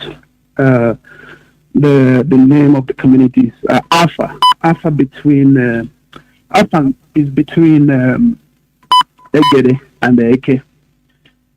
There is no way we could travel back to home. Even I just came back not quite long. I came back on Sunday. The kind of kidnapping and that news is too much. It's too much. And that is how they are killing our people one by one. So what I'm trying to say, Obuno Walaka, ESN, please, we need help. Our people cannot go to farm because of the Fulani herdsmen. We need help. Our vigilante, I've had a meeting with them, a couple of, just few minutes, but they told me not to, that I need them in a private way, but I couldn't have the time to schedule a time with them. So please, Obulu Walaka, again, because I need the ESN there. Then another thing in Kubana, you see these Fulani people, they are not coming to give us war. They will be killing us one by one. That is how they conquered the Hausa people. That is the new system. The new system. They will not come massively to do it to everybody. You are right. Go on, Mazi. It's one by one depletion, gradual depletion. Go on. That is how they work, and that's how they operate. So we need to do something with these guys. Otherwise, we are finished. We are finished. So we go abroad because we need help in Afa no Udi local government, and that is how. I'm done here, please. Again. Thank you. Thank you. Thank you. Mazi Chinasa, you want to say something? Yeah, Mazi, please, our brother, I have heard what you have heard, your concern, but Mazi, I didn't hear very well about his community, where he was talking about. So please, if he can test the community to you, you can just forward it to me, where exactly that problem is, but then we will do what we can. And there are people in IPOB, there are people who have brought reports. They are there, they are listening, they can testify when they tell us that the Fulanis are disturbing in their community. They know what we do, they know what ESN can do. The moment we have the necessary information we have, that is why we do encourage communities. Call ESN. Inform us. Be ready to give us the necessary information. Because, let me say this thing very clearly so that most of you will understand. Even sometimes there are videos, people see Fulani man that is talking, and people are just talking. I thought that people are more sensible. They said they are looking at that Fulani man, he is talking like this, saying like this, something that... No, don't take laws into your own hand. The reasons are, in the midst of in your village, if any of you touch that Fulani herdsman, it is also somebody from your community will inform the police, will inform the army when they come, that you are the one who touched the Fulani herdsman. Just for example, the video where they show the man, the Fulani herdsman was intimidating an old man. If any one of you touch that Fulani herdsman, you can go. When they come, they will kill that old man, irrespective of anything. That's why we ask every one of you, support ESN. Do you know the benefit? ESN is a state actor in the Southeast region. If you support ESN, those things come. We will come inside that community, work their ass very well. Nobody can hold you responsible. And we will take responsibility that ESN did it. We are curtailing the Fulani terrorists in our bushes, in our farm. Even if you cry from now till tomorrow, there is nothing, they don't care. Because they were sent to kill. They were sent to display your people. They were sent, they want everybody to run away for them. They were sent to rape. So, but some communities, they are stupid. Sorry to use that language. Because they will say, oh, we go and pursue Fulani, don't pursue the Fulani. Because if you pursue them in your community, there is one politician who is working with them. He will, when they call him, say, "Are you there to do like this?" Bring police and come and pick you. That's why we tell them, inform the leadership of IPOB. ESN will be drafted into your community. And make sure we do not make noise. The result will show. The result will show. When they come there, they will be dealt with very, very well. Your community is not involved. Your brothers is not involved. Nobody from your community involved. ESN will deal with them. That's why we say, how many of you are supporting ESN? How many of you are recognizing the work ESN is doing? Not something happens, somebody got, what are you people doing? What are you people? These are foolish people. They don't know how it works. These were people who thought that when they rendition Mazi Chinasa Nworu, you go to police station, you bail him and bring him out. These are the foolish people. And some of them are also DSS agents. Some of them are also the boys for politicians. You go to their Facebook, they come and comment something. If you go to that Facebook, they are posting once in 6 months. There is nothing IPOB they post, nothing in Biafra, but they are the one who will run and come and ask you, what are you people doing to remove Mazi Chinasa Nworu? You are just talking to us. You are understanding me? You are this. Click his or her page. He don't even talk about Biafra. He is not proud. He will post one in June. Maybe he posted this last month, April. Before he will post again, he will post in July. That is how you know people with fake accounts, DSS agents, Nigerian politicians. They bought them laptops, bought them everything to be attacking us. Sometimes they come there and trigger for you to attack those who are defending you. My brothers, I can tell you, if you are working for the betterment, anybody who see those working for the betterment of Igbo people, my brother, give them a bottle of beer. To work for Igbo people is very difficult. This is the most ungrateful people in life. They are horrible. They are terrible in their attitude. But we have no option. Chukwukikadiama brought every one of IPOB leadership and members. We can endure and we continue to fight for them. We are telling them the danger that is coming. But our people are still on Facebook tweaking. Some are still going to parties, spreading money. Some, if you are talking, are not nonsense. They don't know the danger facing them. It's only when some people are killed.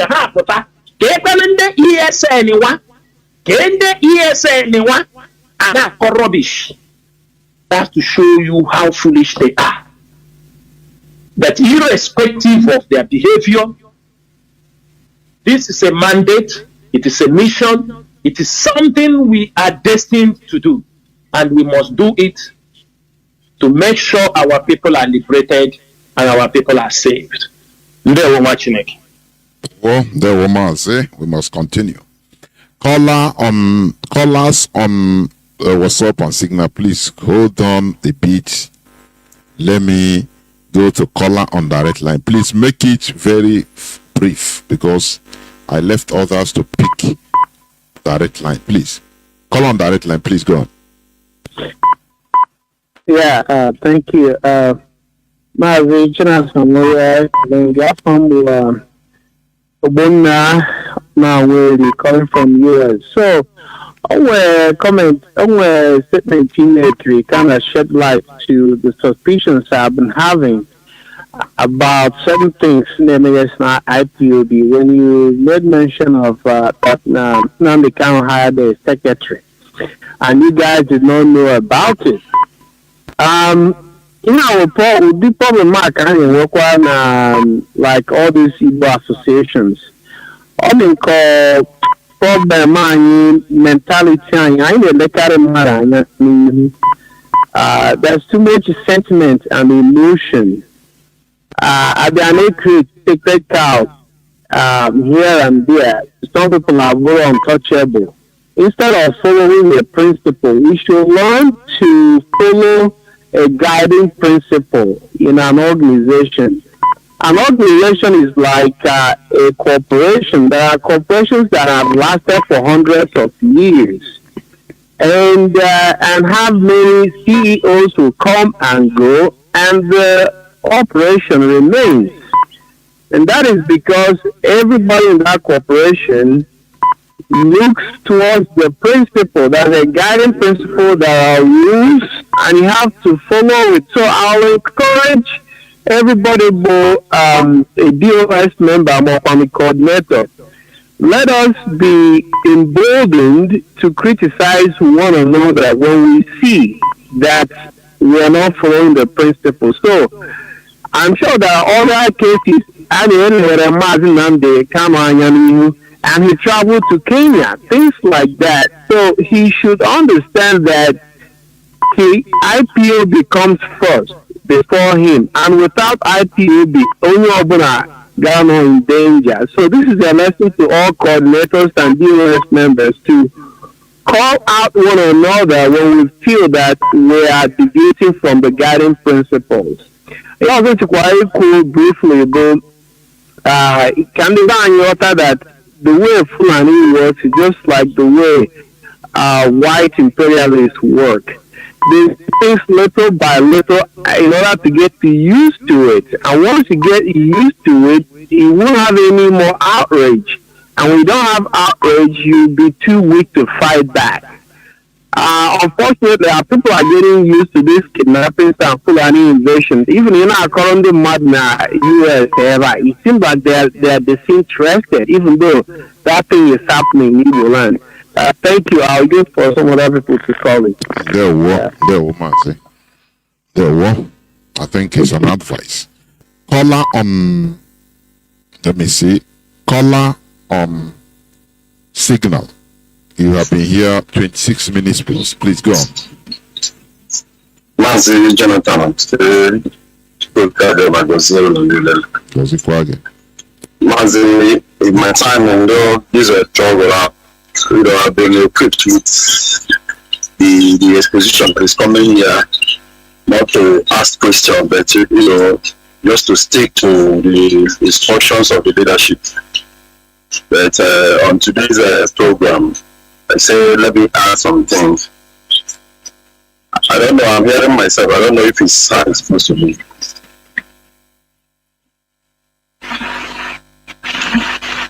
So I want to tell most IPOB, I'm not supposed to be saying that, but I'm telling them that most of the things that happen is destined to happen, because we cannot just, be the people that will get to where we are going, not being aware of how life is. And if you watch on all of these things that have happened, it has made us a better person. Because if it did not happen, there is no way we will have those ideas. Although it might have cost us a lot. But that is what is in freedom fighting. Then what I want to talk about is this killing of Fulani men in our villages. Is there any way we can equip our people, not by giving them things, because I know how we behave. Because you see, just two Fulani will get into a village, ransack tens of people, they will run away. After some years or months, you see them happen, you see it happen again. And you see most of them go to town where they know that something like this do happen to them. And it will happen. When I say they will go alone and they will not even be equipped. And at the same thing will still happen to them. So is there any way we can, equip them with ideas, knowledge, or things, I just don't know. Because it keeps happening. Then secondly, is this our 30th May? I don't think we should just wait until the 30th of May to do most of the activities that we do, or carry out most of the exposition and the rest of it. We should start from the 1st of May, because it is a very big tragedy. Millions of our people died, and the world is keeping silent. So from May of every year, we should drum it as if it's the 30th of May until it gets to that 30th of May. As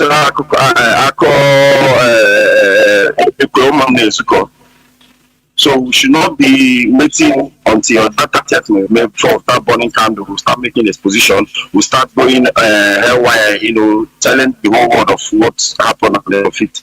We should start from first, just like how they do carnival. I don't know if I'm getting it right for people to understand what I mean. Then thirdly, in the issue of health, I know I feel we have several departments. But this health department is very, very important because we are taking back our life. We are taking back, those things that define us, those things that will preserve us. So health is one thing that is very, very important. I know that we have not established a government, but since we are here now, we don't to keep silent, neither will we leave anything. Is there any way we can contribute when it comes to health issue by educating our people, carrying out lots of activities to enlighten our people? Because if you watch Brigade, and most of what is happening is plans and how is carrying them out, it's depleting us. This target of the West, in order to reduce the populations of people, they are more centered on us. So these are another area we should not keep quiet. We should look for means in order to carry our people along in all of these sectors. Thank you so much. There were Mazi. Mazi Nasa, you want to say something? Yeah, Mazi, I want to say something. I don't know, maybe this our brother he might not listen from the beginning of this program. I said it here. He said it's not wait till 30th of May. Mazi, it's very simple. I came on air today to launch the beginning of the Biafran Heroes and Heroines anniversary. That is why I'm on radio today. It is also stated on the flyer, a countdown to the Biafran anniversary. It is a month, everything pertaining to the Biafran struggle, histories, things we need the world to know. That is why I came today, and I told you our leader's wife will be here on 5th, and on that D-Day, which is the 30th May, Mazi Dozim will now come with an official statement. The whole month is the month of Biafra anniversary. I have said it, and that is why we are here. So sometimes we need to pay attention when informations are being given on Radio Biafra. Secondly, you talk about health. Mazi, we have the health, I will not call it the health, we have the medical corps, IPOB medical corps, and they are doing very best. We have not yet expanded to say we are taking care of our people's health. We don't see, there are things we have to be very careful. There are priorities. Even if we are venturing into it, we know the specific health issues we are handling. People, members who are ill, people who the government brutalized, wounded. These are people we are taking care of. But at the same time, we do create awareness about the importance of health. That's why sometimes you give people $1 million to do a business. They will use 50% of the money to make advertisement, to create awareness. Some may see them as being stupid, but awareness is a very, very... That's why many people that are being paid even on social media, it's money that people paid to advertise their businesses, many things on the social media. From adverts, when you're playing a video and advert plays, you're getting money to show you awareness. Is very, very important in whatever you are doing. We are dealing with 70 million people. Let's assume 40 million people or 50 million people at home. We can't tell you we are going to venture into medical when we know it requires a big amount of money, but we can start somewhere. But the best we can do at this particular age is to create awareness on health issues, People are thinking we will continue to be in this struggle, shouting, give us Biafra, give us Biafra. Even when Biafra comes, they don't know Biafra has come.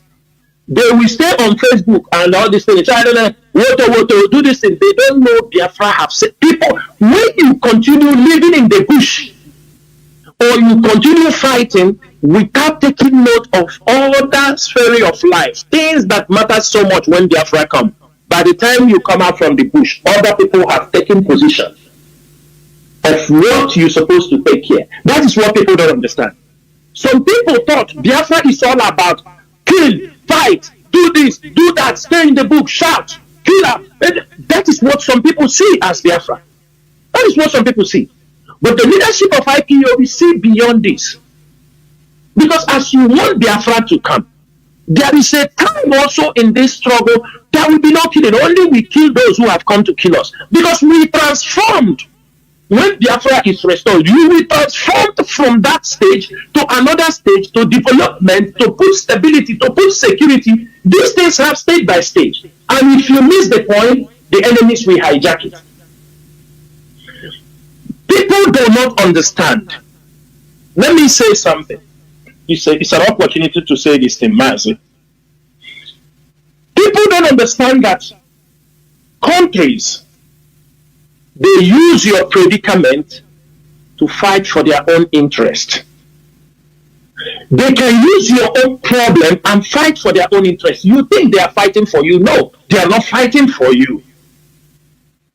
That's why we have to be very careful. Let me give everybody an example. Because you know why people think we are difficult or we are asking too much is because we question everything in this leadership. Everything we question. You can't bring anything to us. And sometimes when people don't feel comfortable, they see it that maybe we are very tough or we don't want things to move forward. Everybody saw just a few days ago when America talked about MFL and the Mazi Chinasa Nworu. Already some people have claimed it is because of the prayer they are praying every Monday. That is why America spoke about Mazi Chinasa Nworu. I do not deny the fact that there are genuine people in America who are trying to talk and spread the gospel they need for Biafra. I'm not going to deny that fact. There are people on their own, they are doing it. But some people claim also that they are praying. And this is 3 years, Mazi Chinasa Nworu was rendition. Rendition. 3 good years. Both all the people we have paid, from consultants to all this, and none of them have said anything. But people did not ask. 19 northern governors were in America a couple of days back. Instead of America or the northern governors to tell us what they went to America to do, or even any media to tell us what they went to America to do, what they want to talk about, and we know from information we have, they went to talk about the insecurity in Nigeria, and the IPOB is on the table. They went to seek arms, they went to seek support to tackle insecurity in Nigeria, and IPOB was one of the people there. And at the same time, instead of America to address that issue, they now release a report of 2023. They say they wrote and keep on human rights, which they have never released before. They release it to the public. Some of our people leap for joy. Oh, America have talked about Mazi Chinasa Nworu. That is why I say, do not drop your gun when the enemies smile at you. It is not only that report, oh, America is supported, but most of you have not think that something in the diplomatic circle have gone wrong. America decided to play that card. Today, we have realized that Nigeria want to withdraw all their assets. I think all their gold assets, they are withdrawing it from America. Yes. Mazi, I think it's out there. Gold reserve, yes. Nobody yes. Thank you. All their gold reserves that Nigeria is withdrawing all that, and their foreign exchange reserve from the United States of America. Nigeria is withdrawing its national gold and foreign exchange reserves in USA. As they are withdrawing it, don't you see it is a threat? Do you think America will be happy? Do you think, where are they taking it? Maybe Tinubu they've convinced to move it to France. Do you understand me? Yeah. Or to Saudi Arabia. We don't know. We don't know where they are taking it. But one day we're gonna say, "Ihe mama ga ya futa kuka kamata kwa ya." Ope pa dem mean. Ihe mama ga ya futa kuka kamata kwa ya. Do you understand me, Mazi? Now people have jumped to, because America said, Mazi, they never condemn it. They just say they are judicial papa. They use English because they know many of you are gullible. People have used it already, start raising money. People have used it already, start defrauding people. Don't you see our work is yielding results? They have, because our people, many of them are fraudulent people. They are fraudulent people. Any news they see in the public, I swear to God, they use it. Do you see? That is their work. It is that one of the lawyers already have used it and display and make a press release. One of Mazi Chinasa Nworu lawyer, he have already jammed it and used it, and it is already a news for him. And by the time they see you, we told him America is talking for you. Just like when those Israeli guys who were doing documentary. In Uganda, Kenya, about this thing, they stepped in our place. They were just doing documentary. People hijack it and use it when they go to Mossad. Israel have come to deliver Mazi Chinasa Nworu from the DSS. They have come to rescue him. They didn't rescue him when he was in Kenya. People use it immediately with false information. They are using DSS moved from Abuja, come to Ogidi or Nodi, and arrested those guys. Put them in an underground cell for 3 days. Because of what? Where people have whispered some things they are using to defraud people. Mossad have come. Our people should stop this deception. It is not going to give us Biafra. It is not going to help us in any way. Many people who jump on some news to use it to tell to the public, they are using it to defraud people. If you know how many do you know the missions IPOB leadership have gone? Do you know countries they have talked to? Do you know what Nigeria is battling in the international community? Do you know? Do we come to use it to raise funds? Have you ever seen the leadership of IPOB using what they made for the betterment of Biafra to raise funds? People already use what America did to defraud people. Mazi, this is one thing our people don't know. Because today we need to be very, very tactical in what we are doing. Today Nigeria have went, all of you saw it, they went to Italy to buy fighter jets. It is for insecurity. We have informed also the Italian government. We know it is a private company business who is doing this business, but we have informed them in our own way. We know they will say it is private business, but we want them to watch very carefully, because these things will be used to kill Biafrans when the time comes. Some of you will say, when they post news about somewhere, most of you are not, because you are not informed. Most of you go, that is what I said. In your presence, most of you in your presence, France kicked out from Guinea, kicked out from Mali. When they say, Mali, it is not possible. Mali kicked them out. They ran to Niger, ran to Burkina Faso. Burkina Faso kicked them out. They ran to Niger. America positioned themselves. They stabbed the French at the back, thinking the business will remain. After they kicked them out, they ran to Chad. Now they kicked them out in Chad. Do you know where they are moving now? All these soldiers you see, many of them are people who want to get American citizenship. Many of them are not Americans. They are mercenaries.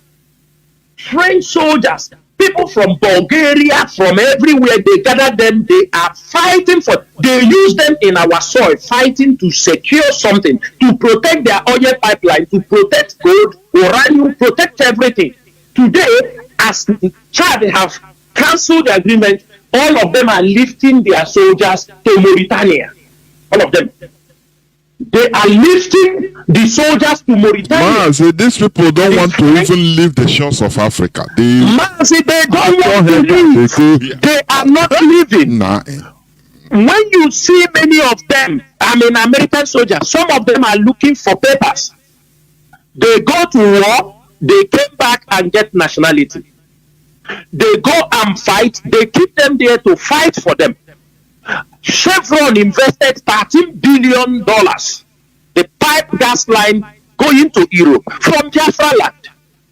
America set up their drone base in Niger, worth over $100 million. The largest outside America. The largest the largest air drone is there.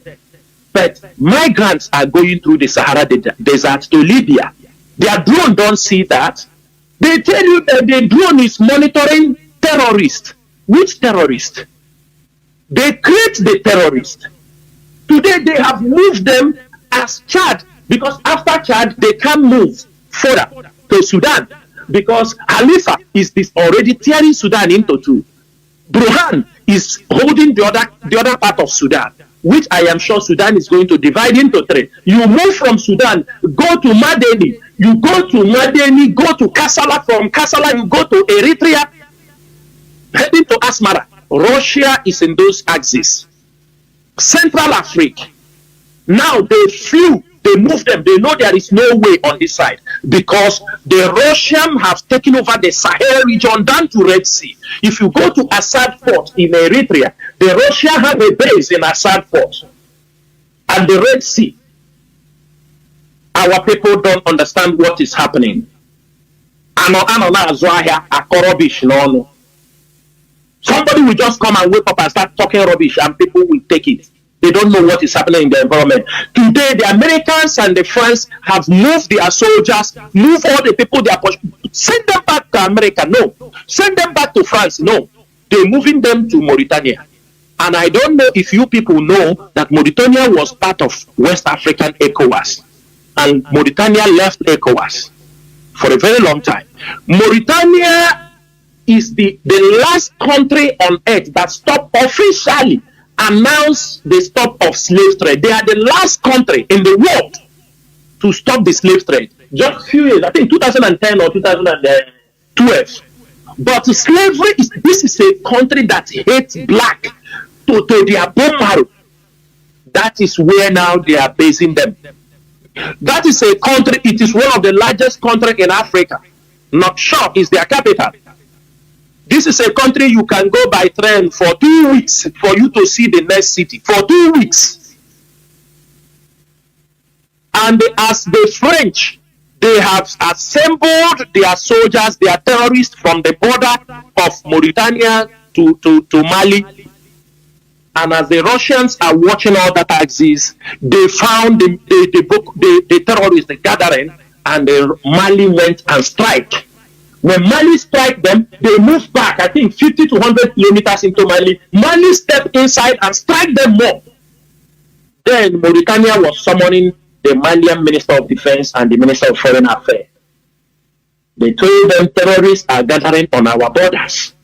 It is our duty to defend. If you don't want them, if you don't want us to come inside your territory to kill them, make sure you prevent them from coming near our borders.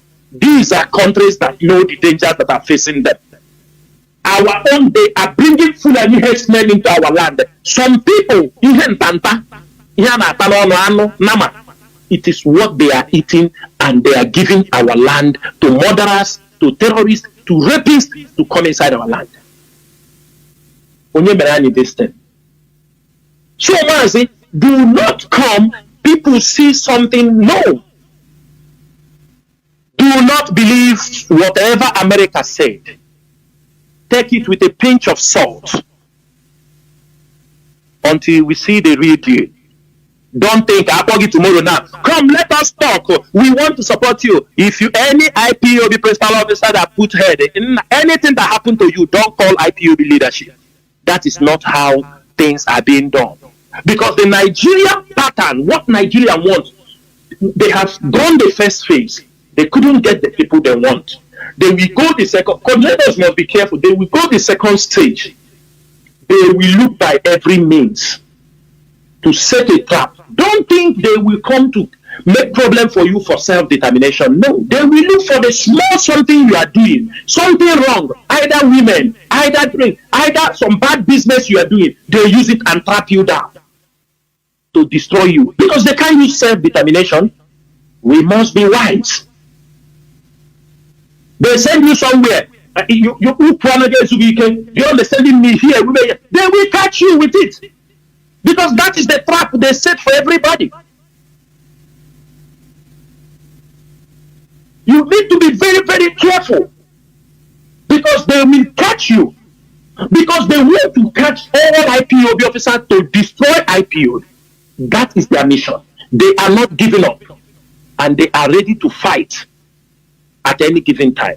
Therefore, we have to be prepared.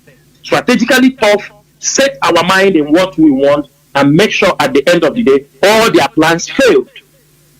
It is very, very important. If you're an IPO principal officer, be careful of your movement, where you drink, where you move, any move you make. Be very, very careful. Because the fight is not yet over. Even when they will bring you on the table to talk about restoration of Biafra, you have to be very careful. Because at that time, they will plan to lure you. Don't let us talk. You go, they buy you. You go away, they kill you. They say they send you private jet to bring you. You follow private jet, they bomb it. They can kill everybody in the flight because they send you private. Do you think they care? Everybody open your mind. This game is bigger than what you are thinking. Stop all this rubbish we are doing on social media. And think beyond what is happening on social media. Think how to gather more information from the enemy. Think how to gather the things they are planning ahead. They have plans. They have evil plans against Mazi Nnamdi Kanu. They have evil plans against IPOB. They have evil plans against the Southeast. That is why everybody must understand it. Buhari is over now. When Buhari was there, people were saying, Buhari, it is because it is his kinsman. That's why Fulani, now he is no more there. Are they not coming to tell you it is a bigger project? The fight continues. It doesn't matter who comes. It doesn't matter whether they are holding Mazi Nnamdi Kanu or not. Our duty is to strike on. We never stop. Buhari came in, he gave them 100 billion. 100 billion. He gave to Lady Allah. The one we knew, the one that is made public. That is that is the one signed officially from Nigerian Post. We don't know about the ones do you understand me? The state governors gave them. You remember the Lady Allah chairman that is being held? He said the person who asked him to mobilize and form all this thing is one of the governors. I think the Tarab or Bauchi state governor. He said he's the one who asked him to do those things. Ask him to mobilize and form the militia. They are supporting them. Now Buhari is gone. Did they stop their encroachment on our land? No. They continue. They are coming in any form they can. Imagine IPOB, ESN went and confronted Fulanis inside the forest who are killing our people. Then the northern elders are talking. Far from the north, how we are killing people, they understand me. They don't want to call them. We are killing their cows. We don't kill. Any Fulani man can live in our city as long as he has some, not in the bushes. Because they know what they are doing in the bushes. But the northern elders are defending them. Trying to, do you understand me, to tamper the truth. Trying to play the blame game. But they have met the wrong generation. We are IPOB. We don't quit. We fight to the last. Mazi Nworu. There were caller on What's up? Thank you for holding on for 43 minutes plus. Please go on, please. Go on. Caller on WhatsApp. I want. Yes.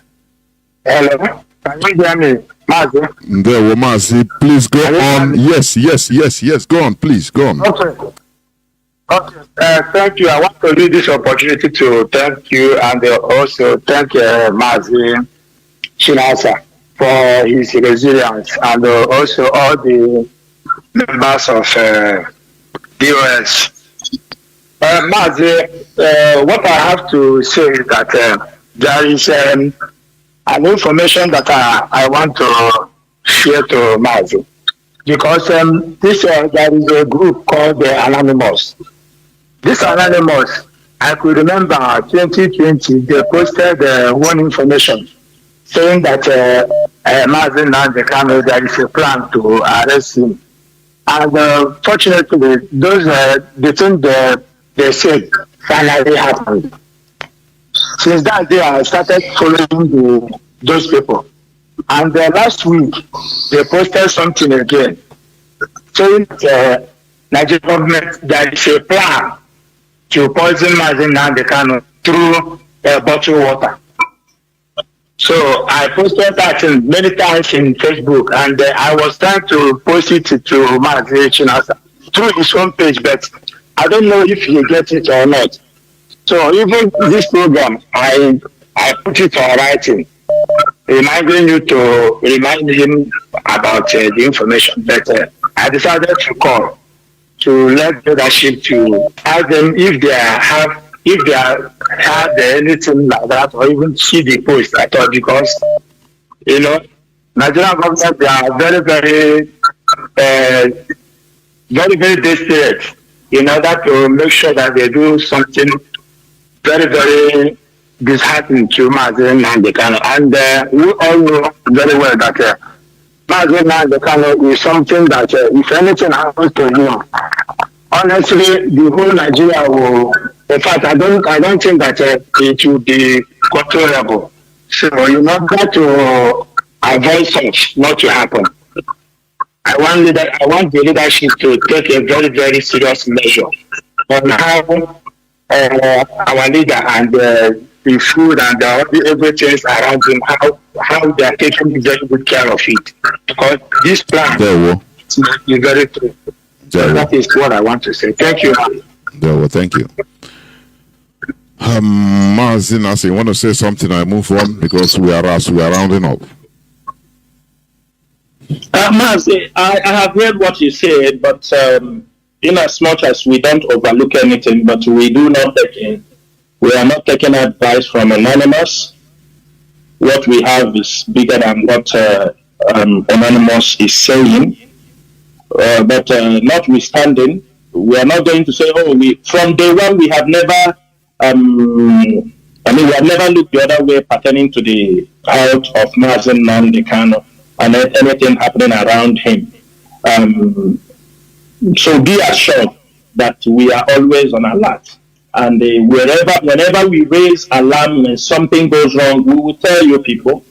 But one thing I can tell you, or even those who are planning this, I have said it here, they should just have it in mind that it is only announcement on Radio Biafra. They can't control what will happen for years. Like as they come back and start talking about criminality, because even the criminality is them that planted it. It is them that become the victims. They use it also. They thinking when it happened, they were pushing people to do it. Yes, I see this IPOB, and at the end of the day, it is them. That's why in the Bonaja to Ilu say, I'm not going to go to Putenaya. I'm not going to go in your garden. There were caller on Mazi CJ. Please go on. Welcome to the program. You'll be second to the last caller. Mazi CJ, can you hear me? Can you hear me? The whole world is hearing you. Please go on. Thank you very much for taking my call. Mazi Chinasa Nworu, I greet you so much. Indeed, they don't know this generation will come. that Biafra must be restored or must be restored. So what I have for Mazi Nworu tonight is few comments on certain assertions he made here with regards to Kano, Takano, Bridget, and Odimegwa. I know now at this point that talking about these people, I think we've gone past that. But just for clarity purposes, what many people don't know is that Kano Takano have been working against Mazi Nnamdi Kanu while Onyendu was still out there before he was rendition. I believe, why I'm saying this is that I'm calling from Dublin. In 2020, Onyendu removed coordinator for Dublin. Kano Takano reached some hierarchy reached out to some hierarchy in IPOB and was telling them to go to Dublin to change that decision to made in Dublin. Okay? That is a fact. And Kano Takano knows that. So that makes me believe that Kano Takano have been working against Onyendu even while Onyendu was still out there. So this whole thing about Kano Takano did not just start there. And I also believe that this group, both Bridget or the rest of them, the ladies, the rest of them, had already had a group where they met and discussed about what IPOB is going through today. The onset of it was the religion of Onyendu. Because tell me how people know each other to be able to. How do these people know each other to be able to come up with a plan to return it to him immediately? Even here in and in our one of the officers at that time, who is now I believe that this particular officer was also involved in that pre-meetings, in that group, because the question this officer was asking when Onyendu was absent within before Malami presented him showed me that this officer knew that Onyendu was missing at the time. About 3 times this person asked this question. Now this person knows themselves. And I believe that Kano Takano and his crew are listening today. Kano Takano did not just stop there. I believe he's been trying to organize, he planted and his group planted infiltrators in IPOB meetings and zones and units across Europe, if you like, and outside of Europe. And this was the reason why, immediately when there was renditions, they began to mobilize inside. Bridget and Odinogba invaded a meeting and coordinating. And when they came in, I didn't know who gave them the link. This was during COVID. I didn't know who gave them the link. And when I came in, they were there sitting. And I asked, who gave you the link? And they mentioned one of our members. And this member didn't inform me. And I said, they said, and they have come to deliver a message. Can they continue? I said, okay, no, I know you, I know you. Tell me what you want to do. I know now Mazi have mentioned about this in one of his programs. But I want to confirm that to Biafrans today, that actually happened. And when they came in, they said what they want to say, that they have come to, they organize, to Kano, they found out that Nigeria port to come from America, they want to organize to make sure that they don't use it, blah, blah, they are raising funds. But I think that when they were not, that they have gone to some countries in Europe and some zones, and I have spoken to them that it's a turn of Ireland to come. And when they finished yapping, I asked them, does the DOS know this thing you come today? They might post. So can I ask again, is the DOS aware of this, your presence here today? Says, I am an independent. William already gave me mandate to do whatever I want to do outside of the DOS. I said, okay, I've heard you. You know, this is IPOB under DOS and Nnamdi Kanu. I cannot do anything without informing my line of my line of reporter, which is line of command, chain of command. So then I will talk to my next chain of command in IPOB, and I'll come back to them. And that was it. They didn't come back again. But why I made this comment is just to let Biafrans know that Mazi Chinasa Nworu is not just yapping. What he's saying is real. Now, secondly, there was an audio clip that was played on Radio Biafra about 2 weeks ago about Fulani herdsmen ravaging 3 communities: Amako Yubi, Oromgwe, in Owerri West. Now Sompa had also made a video about that a few months ago or a few weeks ago about that. And this I have also called on Radio Biafra to talk about the last 1 year. But this time around is getting too much. About in the last 2 months, 2 young girls have been raped and three people kidnapped with ransom paid. And people now don't go to farms anymore. I was around sometime in December in Biafra land. I spoke to one of the PGs of one of the communities who said that they were looking up the police and they were in the police and all of that. And even that clip that was played on Biafra made mention of them engaging the police, and they have now lost hope. So please, I want to know if at this point the leadership have found it worthy to send ESN to these communities. They no longer go to farm.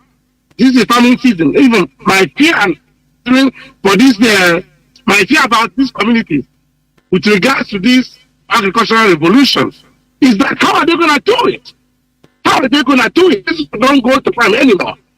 So all the Fulani herdsmen that were chased all the way from Olo, in Zombe, then in Agua, so they are coming, operating, and all come to that place to stay. And these communities are so afraid. Like Chinasa Nworu said here, if you go to engage the Fulanis, somebody will sabotage you. And these are the complaints I got from a lot of people. They didn't know, who I am and all that. But, like Chinasa said, we have to be very careful. But I engaged a few of them about it. So please, I am begging that ESN should look towards that way for those communities. And the last one, if anyone is very conversant with the news these days, there has been so much row between the UK and Ireland with regards to immigration. And these are asylum seekers that are leaving. These are students, if you like. They are students. People are coming to the UK with visas and all that. But the UK took money from them, those students, and now have dumped them, and they are running away. Now, believe me, they are going to Ireland. And this is causing a huge problem within the Irish government at the moment. And we, IPOB, are also receiving it because we are having a surge of these people in our meetings. These people have no clue what they're talking about. Their brothers and sisters, their aunties, and their cousins and their friends who are living here will just call them, IPOB will give you paper, and they will all come. And these people that are living here don't even support anything that we do. Now, this is my personal opinion, because I am in the center of it, if you like. Okay? So I think I'm in the best position to talk about this and to inform the leadership about this. It's about time a review is done with regards to these things. Because the pressure that this whole brouhaha or this row about immigration is bringing within these two nations, or maybe across Europe, at some point, there's going to be some review around IPOB, letters or reference letters or what, IPOB, guidance about these people. So please, I want to know if the leadership is listening and seeing these things and making sure that we preserve this that we have, because this is the only thing that we have that we use to link with the government. And the government is guiding us around that. Thank you very much. That's all I have to say. Thank you. Let me take the last call so that Mazi Chinasa, before you continue towards even making the closing remarks. Caller on WhatsApp, you be the last caller. Can you hear me? Please go on. Make it brief. Yes, Mazi, I can hear you. Mazi. My name is Mazi Obonna. I'm calling from Biafra land. I just have two questions. My first question is, following the threat we face from the gates and his fellow globalists on organ harvesting, especially in our health institutions, and I don't know what advice they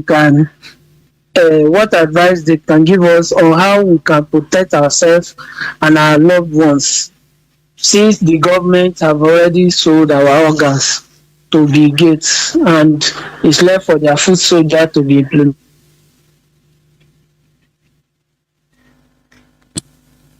Mazi, are you still there? Reconnecting. I think we have gotten. Oh, it's reconnecting. Is connection from your side? I know.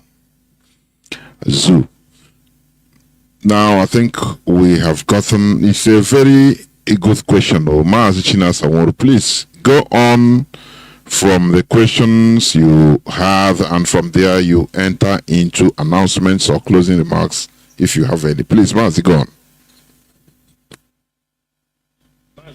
Thank you so much. I realize that our brother is having network problems. Yes. But the issue of I think these are programs you have been teaching on radio over the gate, organ harvesting, because we didn't talk about that today. I'm very sure, and I would like sometimes when you come on air also you continue to hammer those programs. It's enlightenment, it's an awareness.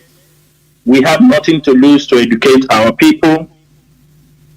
Our brother CJ that spoke from, we have taken note. I've taken note, and I will inform the leadership. I am sure also the European rep is listening, and the coordinators. There is a need to protect the image of IPOB. We have seen things that are happening. The British are also going against the rules they have on immigration, because according to the United Nations Convention, any country where a refugee found himself, you can't send him to another third country when you have the right to protect him. I do not see the reason why when migrants from the war-torn countries where British and their allies went for war, like in Syria, in Sudan, and all these places, when they arrive, they scattered the country. Yes. After they have destroyed the country, drove the citizens away, and the citizens are looking for refuge. That's a human instinct. They must look for a refuge. And when they arrive, now you put them back in a ship or in a plane to send them somewhere in Africa. You send them to Rwanda. That is how they will keep some terrorists, keep some people. You already know Goma in Congo. They put them where resources are. In the next 10 years, those people will claim origin of those places, because not only dumping them there, they will ask Rwanda to give them citizenship, trying to change the demography. That is how they change demography of many countries. Mazi, you continue. This thing makes me sometimes I wonder. These countries that talk about law, rule of law, order, democracy. It makes me start asking or continue asking, do we really have law in this world, or is it about power? What you can do, you do it, and get, as long as you can get away with it. That is what I always think. Because people that are clamoring for law, rule of law, Look at Mazi, just let me give you. It just enter my head. Look at the protests that are going on in American universities. They sent police to clamp down on them. Imagine it is other countries. They will be happening everywhere. That dictator. But they are the people that are talking, but they don't respect anything they are talking. Sometimes I give up in this world, honestly. Mazi, please go on. Go on. Mazi, we are not giving up because they are full of deception. If you see what is happening in American universities, thousands or hundreds of students have been arrested. They are being beaten. They are being molested because they are protesting and asking American companies that are supporting the war in Israel to stop. But tomorrow, America will tell us about human rights, about freedom of speech, about this and that amendment. Look at what all they are doing. It's just like what British, they're talking about immigration law, protect human rights, but they are the ones that went to many of those countries caused the war. It's not the Syrians that caused it. It's not Sudanese that caused it. Today, people are running, coming down, and they want to send them back to Africa. This is what they did in Syria. They tried to do it in Iraq. They tried to do it in many places. This is their system, and this is what they know how to do best. I was discussing with somebody today. I told him, look, our people must learn how to study the slave master, what they have done before in many countries. Even as Mazi Chinasa is there, there is the plan the British have. Let me make it very clear. Every one of you know they are pushing Mazi Chinasa to denounce Biafra. They are pushing him to denounce Biafra, which Mazi Chinasa must remain strong before he can seek for freedom. As they push him to denounce Biafra, you will think, Mazi Chinasa may think that is where it ends. In the back, they will set up machineries they will use against him. The British, the Western powers don't always like to kill you by themselves. They like to destroy you by your own people. That is what they are doing. Look at what they did to many people. Thomas Sankara, who killed him. Patrice Lumumba, who killed him. Look at Saddam Hussein. They bomb you until your people catch you. They bring you to the court as if everything was so your people will sentence you. Look at what they did to Gaddafi. Have you seen anywhere you see them? No, they will try to get you and hand you over to your people so that they will demonize you so that you won't be a martyr. That is the game they play. That is the game they play on the minds of people. All they are creating is to cause problem in IPOB, destroy IPOB, so that everybody will be in disarray. It is very easy to pick anybody they want to pick. But that they won't get it. So, Biafrans, we're coming to the end of this program, and I want to remind every one of you that this Biafran restoration is a project we have started. It is a mission that we are not going to back down. It is something that we must fulfill in our lifetime. It is not impossible to restore Biafra. People can tell you the mission is impossible. It is not impossible, because impossibility means nothing. We have come a very far way, a very long way. We have managed to educate our people. We have managed to equip our people with the basic knowledge they need to talk about self-determination. And we are moving into the next stage. The world will come. They have not started, but the pressure is gathering. The pressure is coming down. Biafra land is the last battle. Biafra land is the last battle. You have seen Nigeria have moved to Turkey, got a warship, they are patrolling, the British are sending, they know. Everybody should know that Biafra land is where the slave trade took place. That is where they sold the highest number of slaves in the world. 48% of the total slave trade sold around the world, they were shipped from Biafra land. And for that reason, our land is very strategic. They know who we are. They know we are determined. We fought. Our people fought for slavery to stop. Our people committed. They drowned on the sea just to make sure that they won't serve people. And they know those people still exist. Therefore, Biafrans, this is the month that everybody must be part of this Biafran anniversary. We must make sure that on 30th of May, of course, we will be coming on air, the jingles will start rolling out. The people on the ground that are supposed to be informed will be informed. And also, I want to use this opportunity to tell Biafrans, we have jingles, Mazi, I think those jingles are there, that our people should bury their debt. Our people must find it. And we will have to make sure, I think this time around, we are going to approach the mortuary associations that are in Biafra land, state by state. Because we are mandating them to encourage people, set up the rules. We start from them. They should tell the owners of the corpse they are bringing, you have a maximum time to keep people in this mortuary. People cannot bring people, abandon them and walk away for 6 months, for 7 months, for 1 year, 2 years. The churches must make sure that they will lift the burden of burying people.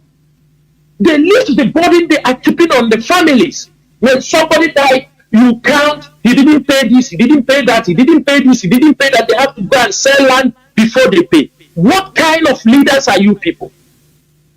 What kind of Christian leaders are you? Now your mission is to set up burials. You are going to go, they will give you goat here, give you goat here. Why are you people so heartless, Christian leaders? People die, you make it, people lost their loved ones, you make it difficult for them to bury their people. But at the same time, most of our people are also picking up the information. Now when people die, bury them fast. If you want to make their festival or all this thing, you can go ahead and make it after 6 months, after 1 year. But make sure you put them in the ground. The mortuary owners, this is a matter of agency. There is many dead people in our mortuaries, in our land, people that are not resting. You people must make sure that anybody bringing in dead bodies, he has a limited time. You cannot give people an open time. Anytime you like, you come because you want to make money. There are many dead bodies you don't even know who the people have abandoned them there. You don't even know who they are. Give a limit. Give them a maximum time to take the people to go and bury. After that time, you can go and bury them by yourself. Seek for this power. Seek this power that even state assemblies can enact it as a law. Send all these dead people to the ground. This nonsense is too much. We cannot say we are Christians also, we are practicing also paganism, because it is benefiting us. Keeping dead people for a very long time, all this thing is an also act of what? Act of paganism. It's a worship of, you dance and on the dead people you do all these things. We are calling our Biafrans, these laws, these order, these instructions, this awareness IPOB is bringing, these are the things that will heal the land. These are the things that we cannot secure Biafra without securing our place, both in businesses and everything. We must show our land must not be empty. You are talking about freedom, freedom, freedom. Our people must return back. When we are talking about freedom, remember our people will be chased from places, and we want all our people to return back. And secondly, Biafrans, I am also making this very, very clear on this radio. I think I said it, we'll continue to say it on the radio. Couple of months back, or couple of weeks back, the president of Nigeria, he now commissioned a new commissioners for the census, for upcoming census. Last year, when they tried to carry out that exercise, IPOB, we encourage our people to return home and make sure you are counted in Biafra land. They found it as something that is going to be in their disadvantage. They tried to cancel it and shift it to this regime. Biafrans, I want to inform you tonight, our decisions and our instructions to make sure our people return back to Biafra land, to be counted in Biafra land, still remains. The order still remains that our people, they cannot exclude you from voting. They do not want you to vote a candidate of your choice in their state. They obstructed you. They killed you. Even the United States of America, lastly, that's what I'm telling you, they know what they are doing. They even brought up the report, elections that have gone, and the president gone to Supreme Court and become the president. They now suddenly remember that Igbos were obstructed and killed not to vote in Lagos. Now today, what we are telling our people is that any day you hear same talkless of suits, pack your bag, start heading back to Biafra land. If possible, IPOB will mobilize heavily. If possible, I didn't say we are going to do that. If there is a need for IPOB to mobilize people for free transportation, we are going to do it.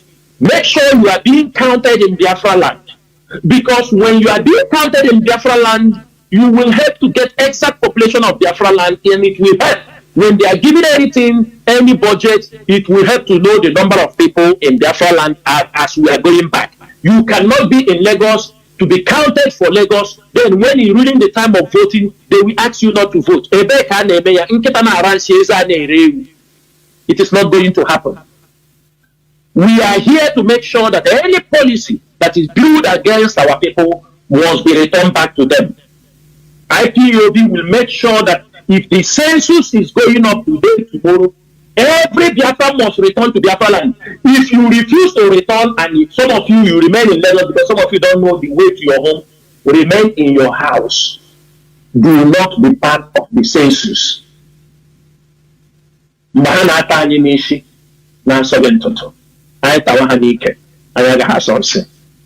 It is very, very important that Biafrans know this. And they put it, there are wars we are going to fight. The policies of Nigeria against us. It is a war, it is a different battle together. They have opened it in different fronts, and we are going to pick those fights one after the other. From their policies to everything.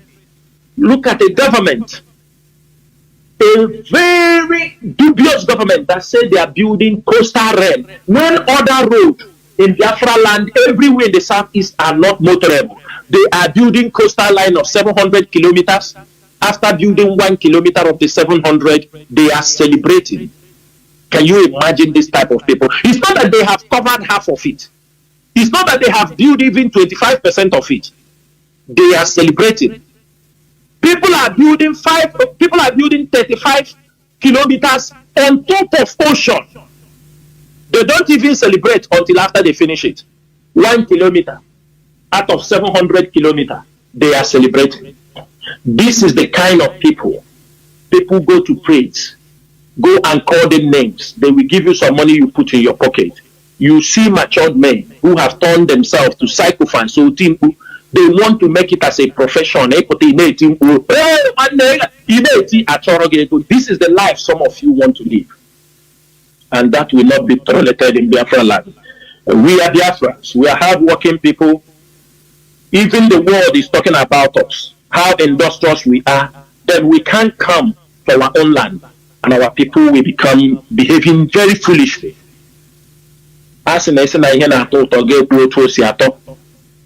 If people say that Biafrans are industrious, that Biafrans are great people, we must always showcase that. Not like Nigeria, that say giant of Africa, giant Tebe, one of the worst countries. When you look at yourself, you are in the class of Somalia, Afghanistan, Iraq, Syria. This is where they declassify all of you. Even their passports have dropped, and it is now 100 and I think 191 out of 196. Yes, you are right. 191. That is where their position. The last 10. You are the last 6 countries in the world, but you are making noise on social. We are giant of Africa. Giant of what? Even Nigeria as a country is no more the largest economy, even in Africa. It's no more the largest. Course. Yeah. Of course, they are not. Mazi, a lot of deception. They told you, oh, Ijaw people, then they swim water, then they put them for water like this. But I have never heard one Ijaw man won any swimming competition, even ocean swimming, even anything. They give you some bogus names. Things that doesn't, have any one of them competed in any of the racing distance around the world? Nothing. They give you this title, this behavior of all our people. You make up. One of Igbo land. Mazi, that thing is shameful now. Mazi is shameful. Non-entity will come and start answering this and that. And they are looking at you. Which word you It's a rubbish. It's a rubbish in the society. Everybody want to be. I don't understand. If you will see a small boy, he will go and buy red cap, put it. One. If people just call you a name, you go and prepare the cap, carrying carry stuff. Small boys abusing the culture, abusing everything about our people. Who will respect you? Everybody want to be known. Everybody want to show himself. You think you have arrived. What have you really done for your people? Because you love show. You just do one second-hand vehicle. These are behaviors our people must learn to be very, very. They need to be very, very. How can I say it? Be humble people. Humbleness have disappeared from our dictionary. Everybody is behaving. Mothers will come. Instead of mothers to send their children to go to learn work, go and learn skilled job. Laptop. Yahoo. What society are we building? What kind of society are we building? Mazi, Nigeria happened to us. Boys to work. Go and learn mechanic. Go and learn skilled work. That is why you see everybody is on Okada. Because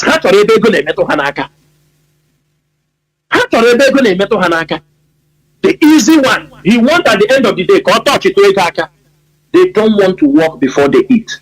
Everybody want to buy keke. That's why keke, look at how keke have dated the whole city. Keke use.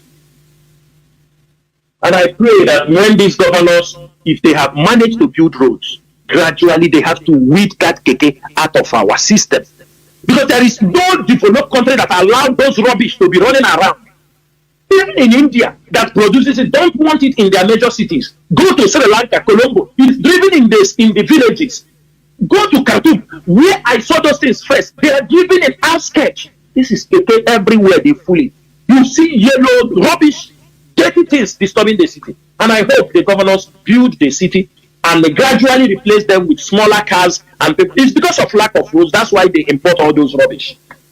Use it to make our place to look like Amamo. Just like when you go to Bangladesh, there is a place they call is it Matala? You look around and you see all these bicycle keke, dirty places everywhere. That's the kind of things they bring to us. Our governors, they bringing us Fulani settlement in place of investment. That's what they are bringing for us. Tell them, bring us investment. They are bringing Fulani settlement. That is their own investment. And we cannot continue. If nobody is talking, IPOB will talk. We are not going to talk only. We are going to walk the walk. Anyhow they want it, it is a must that if you are being appointed a governor or anything, whether you are selected, as long as you are in Biafra land, if you don't make any positive impact in Biafra land while we are pursuing the restoration of Biafra, there is a model. Man, you will never walk in the street of Biafra free. You will not walk. You will not walk. I think many governors that left, they know who can they walk in Biafra land freely. That is to show you that all that you people plan have turned against you. Some of you were packing money, giving Onyendu siblings, telling them they were promising you nothing will happen. Today you are out.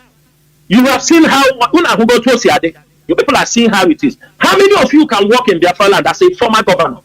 How many of you? Can you go to occasion? Can you go to occasion? It's over. Can you walk around?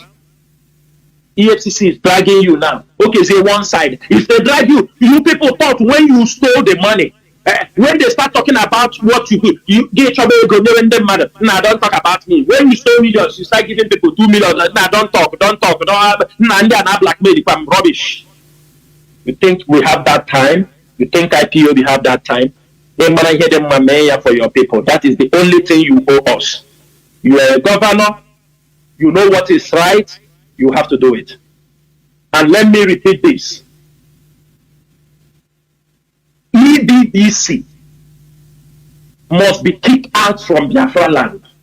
We are going to have a very big problem. If this month we are going to respect our dead, and we are going to draft out our program how to kick EDDC out of Biafra land.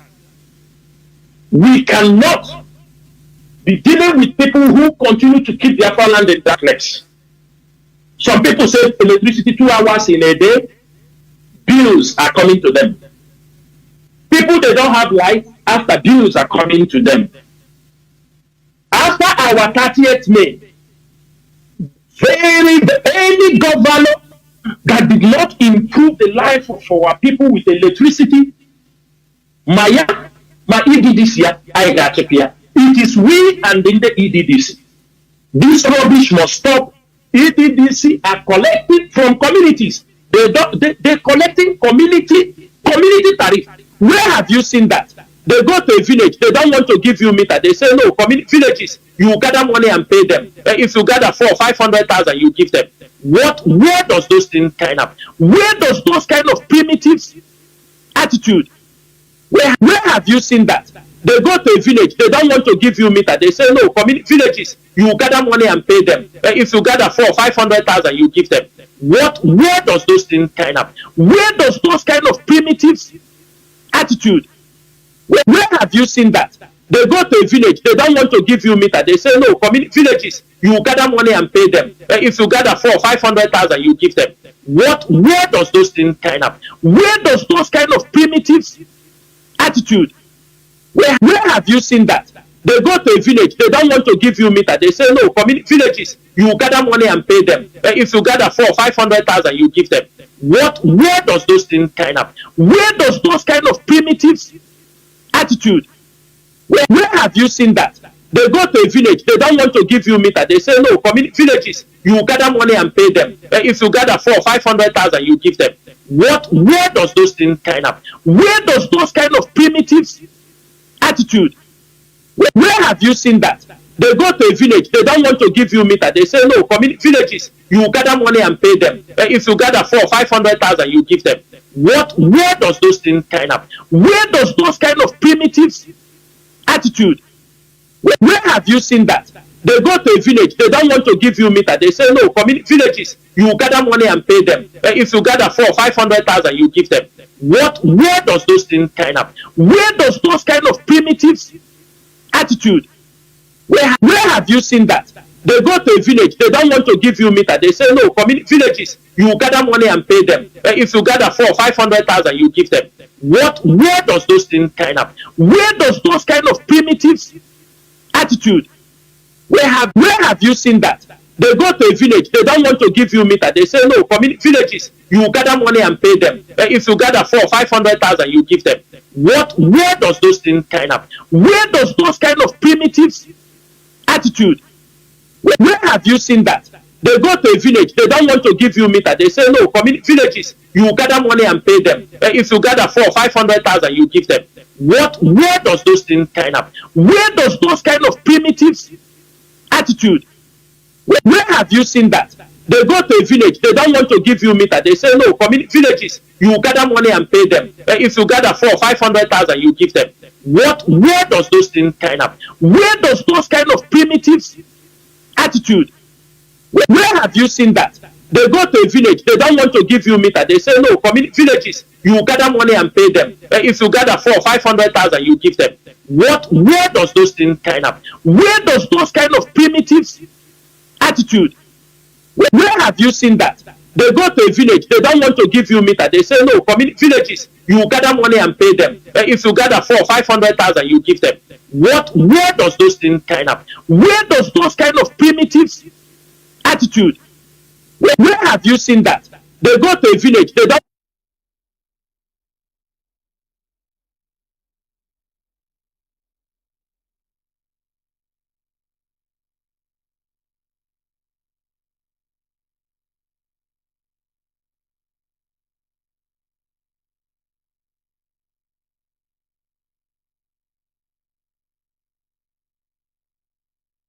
to make sure that we survive this. Now, what is the hope of other IPOBians who stupid, sorry, let me know if I'll permit, who have relied on complacency of not realizing the good advantage of what we are fighting? So, that freedom comes for Fulani, freedom comes for Yoruba, freedom comes for the Igbos, freedom comes for even every other ethnicity in Africa. The way define African, Pan-African definition that we have messed up. Now, can we really write on these people to bring them down and eventually go, negatively? Because we cannot see that, destroy most builders for years. Because why I'm saying this is that for me, as a non-entity, it's not affected. But I remember your slogan with Uncle Chinasa Nworu here every time you people come. That instead of you people to walk away from this, it's better everybody die inside this. So my question is, are we going to allow these people to fulfill their evil thoughts, or are we going to do something on the street forcefully and let the whole world? They have called us terrorists already. Afghanistans are terrorists. Today they are enjoying. Taliban in Afghanistan, they are terrorists. Today they are terrorists. So I can't sit down and watch these people. Mazi, can you hear me? I think you've asked question. Do not allow your sense of emotion. You are very intelligent, but the only thing I see in you allow emotion to carry you. But if you cool down, you speak and ask your question or make your contributions, it will be highly understandable. But when you start going and allowing too much emotion, that is where sometimes, but I think we have understood your question. You are calling on direct line so that I will not keep you. I think you're finished, right? You are talking about what can be done, or should we be waiting for them to destroy people? IPOB. I think it's that you are saying, right? Am I right? I think Mazi is off. I don't know. Mazi Chinasa Nworu, do you want to say something? Please take it from there on what our brother asked. Yeah, Mazi, thank you, brother who have just asked a question. Mazi, I want to tell him something. Are we waiting? If we are waiting for them to destroy IPOB, IPOB will not be here today. The leadership would have splitted and all moved away. We are fighting. But what I am saying is this. Our people should understand. I used to see when they speak out of emotions, they will say, let's do this, let's do that. And I will tell them, I say, any fight that you can win through deception and intelligence strategy, there is no need to use force. But you see, as we are fighting for criminals, as we are fighting for the criminals, all of them, thank you. Don't ever think that tomorrow the criminality will completely wipe away in Biafra land. Are you understanding my point? It will never wipe away. It will never. Because there are criminals there. The Nigerian police are there. Most of them are criminals that are being recruited. They are with guns. The soldiers are there. Criminality will never. But one thing is this. We want, when criminals commit criminals, you call them criminals. It's not when criminals commit anything, you call them IPOB. That is the fight we are fighting. They have totally, we are fighting from different fronts. That particular news that they never know anything about. And the people have been calling me after they see that program. Some people want, I told them no.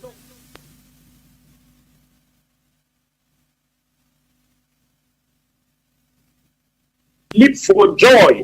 He was very happy to tell him, oh, you see how, because it was Diane's, is it Diane's guy that they want to repatriate from Kenya. That was the subject they want to talk about. So he praised him, how you catch him on the car and brought him back. Look at the guy. He's a religious, he's a tribal bigot. He was so happy he wanted to praise the man, and the man gave him a shock of his life. It is because of his attitude, how he asked the man. Now the man gave him the right question. Everybody now have known that the Interpol was not part. That means what happened? IPOB have been right. Mazi Nnamdi Kanu was kidnapped, an extraordinary rendition to Nigeria. And for that, IPOB will never give up fighting for the release of Mazi Nnamdi Kanu. And our quest for Biafra restoration remains our top priority. And everyone who wants Biafra to be free, you do not have any excuse not to support IPOB. You do not have any excuse why not to support ESN, because these are the structures that are putting things right, that will make Biafra to come. IPOB, we have come a long way. We are not content creators. We are not making things for you to be happy. We don't come on social media to dance and tell you, give you butterflies in your stomach. We tell you how it is.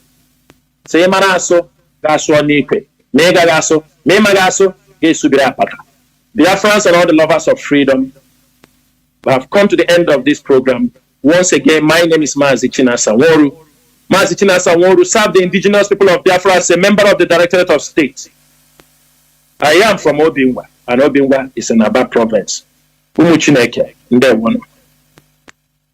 Ndewo Mazi. Biafrans and lovers of freedom, thank you for listening. Despite we have some issues, I think it's connectivity problem for just few minutes or seconds. But we have come to the end of this program, and we must continue what we are doing because we have no back to go to.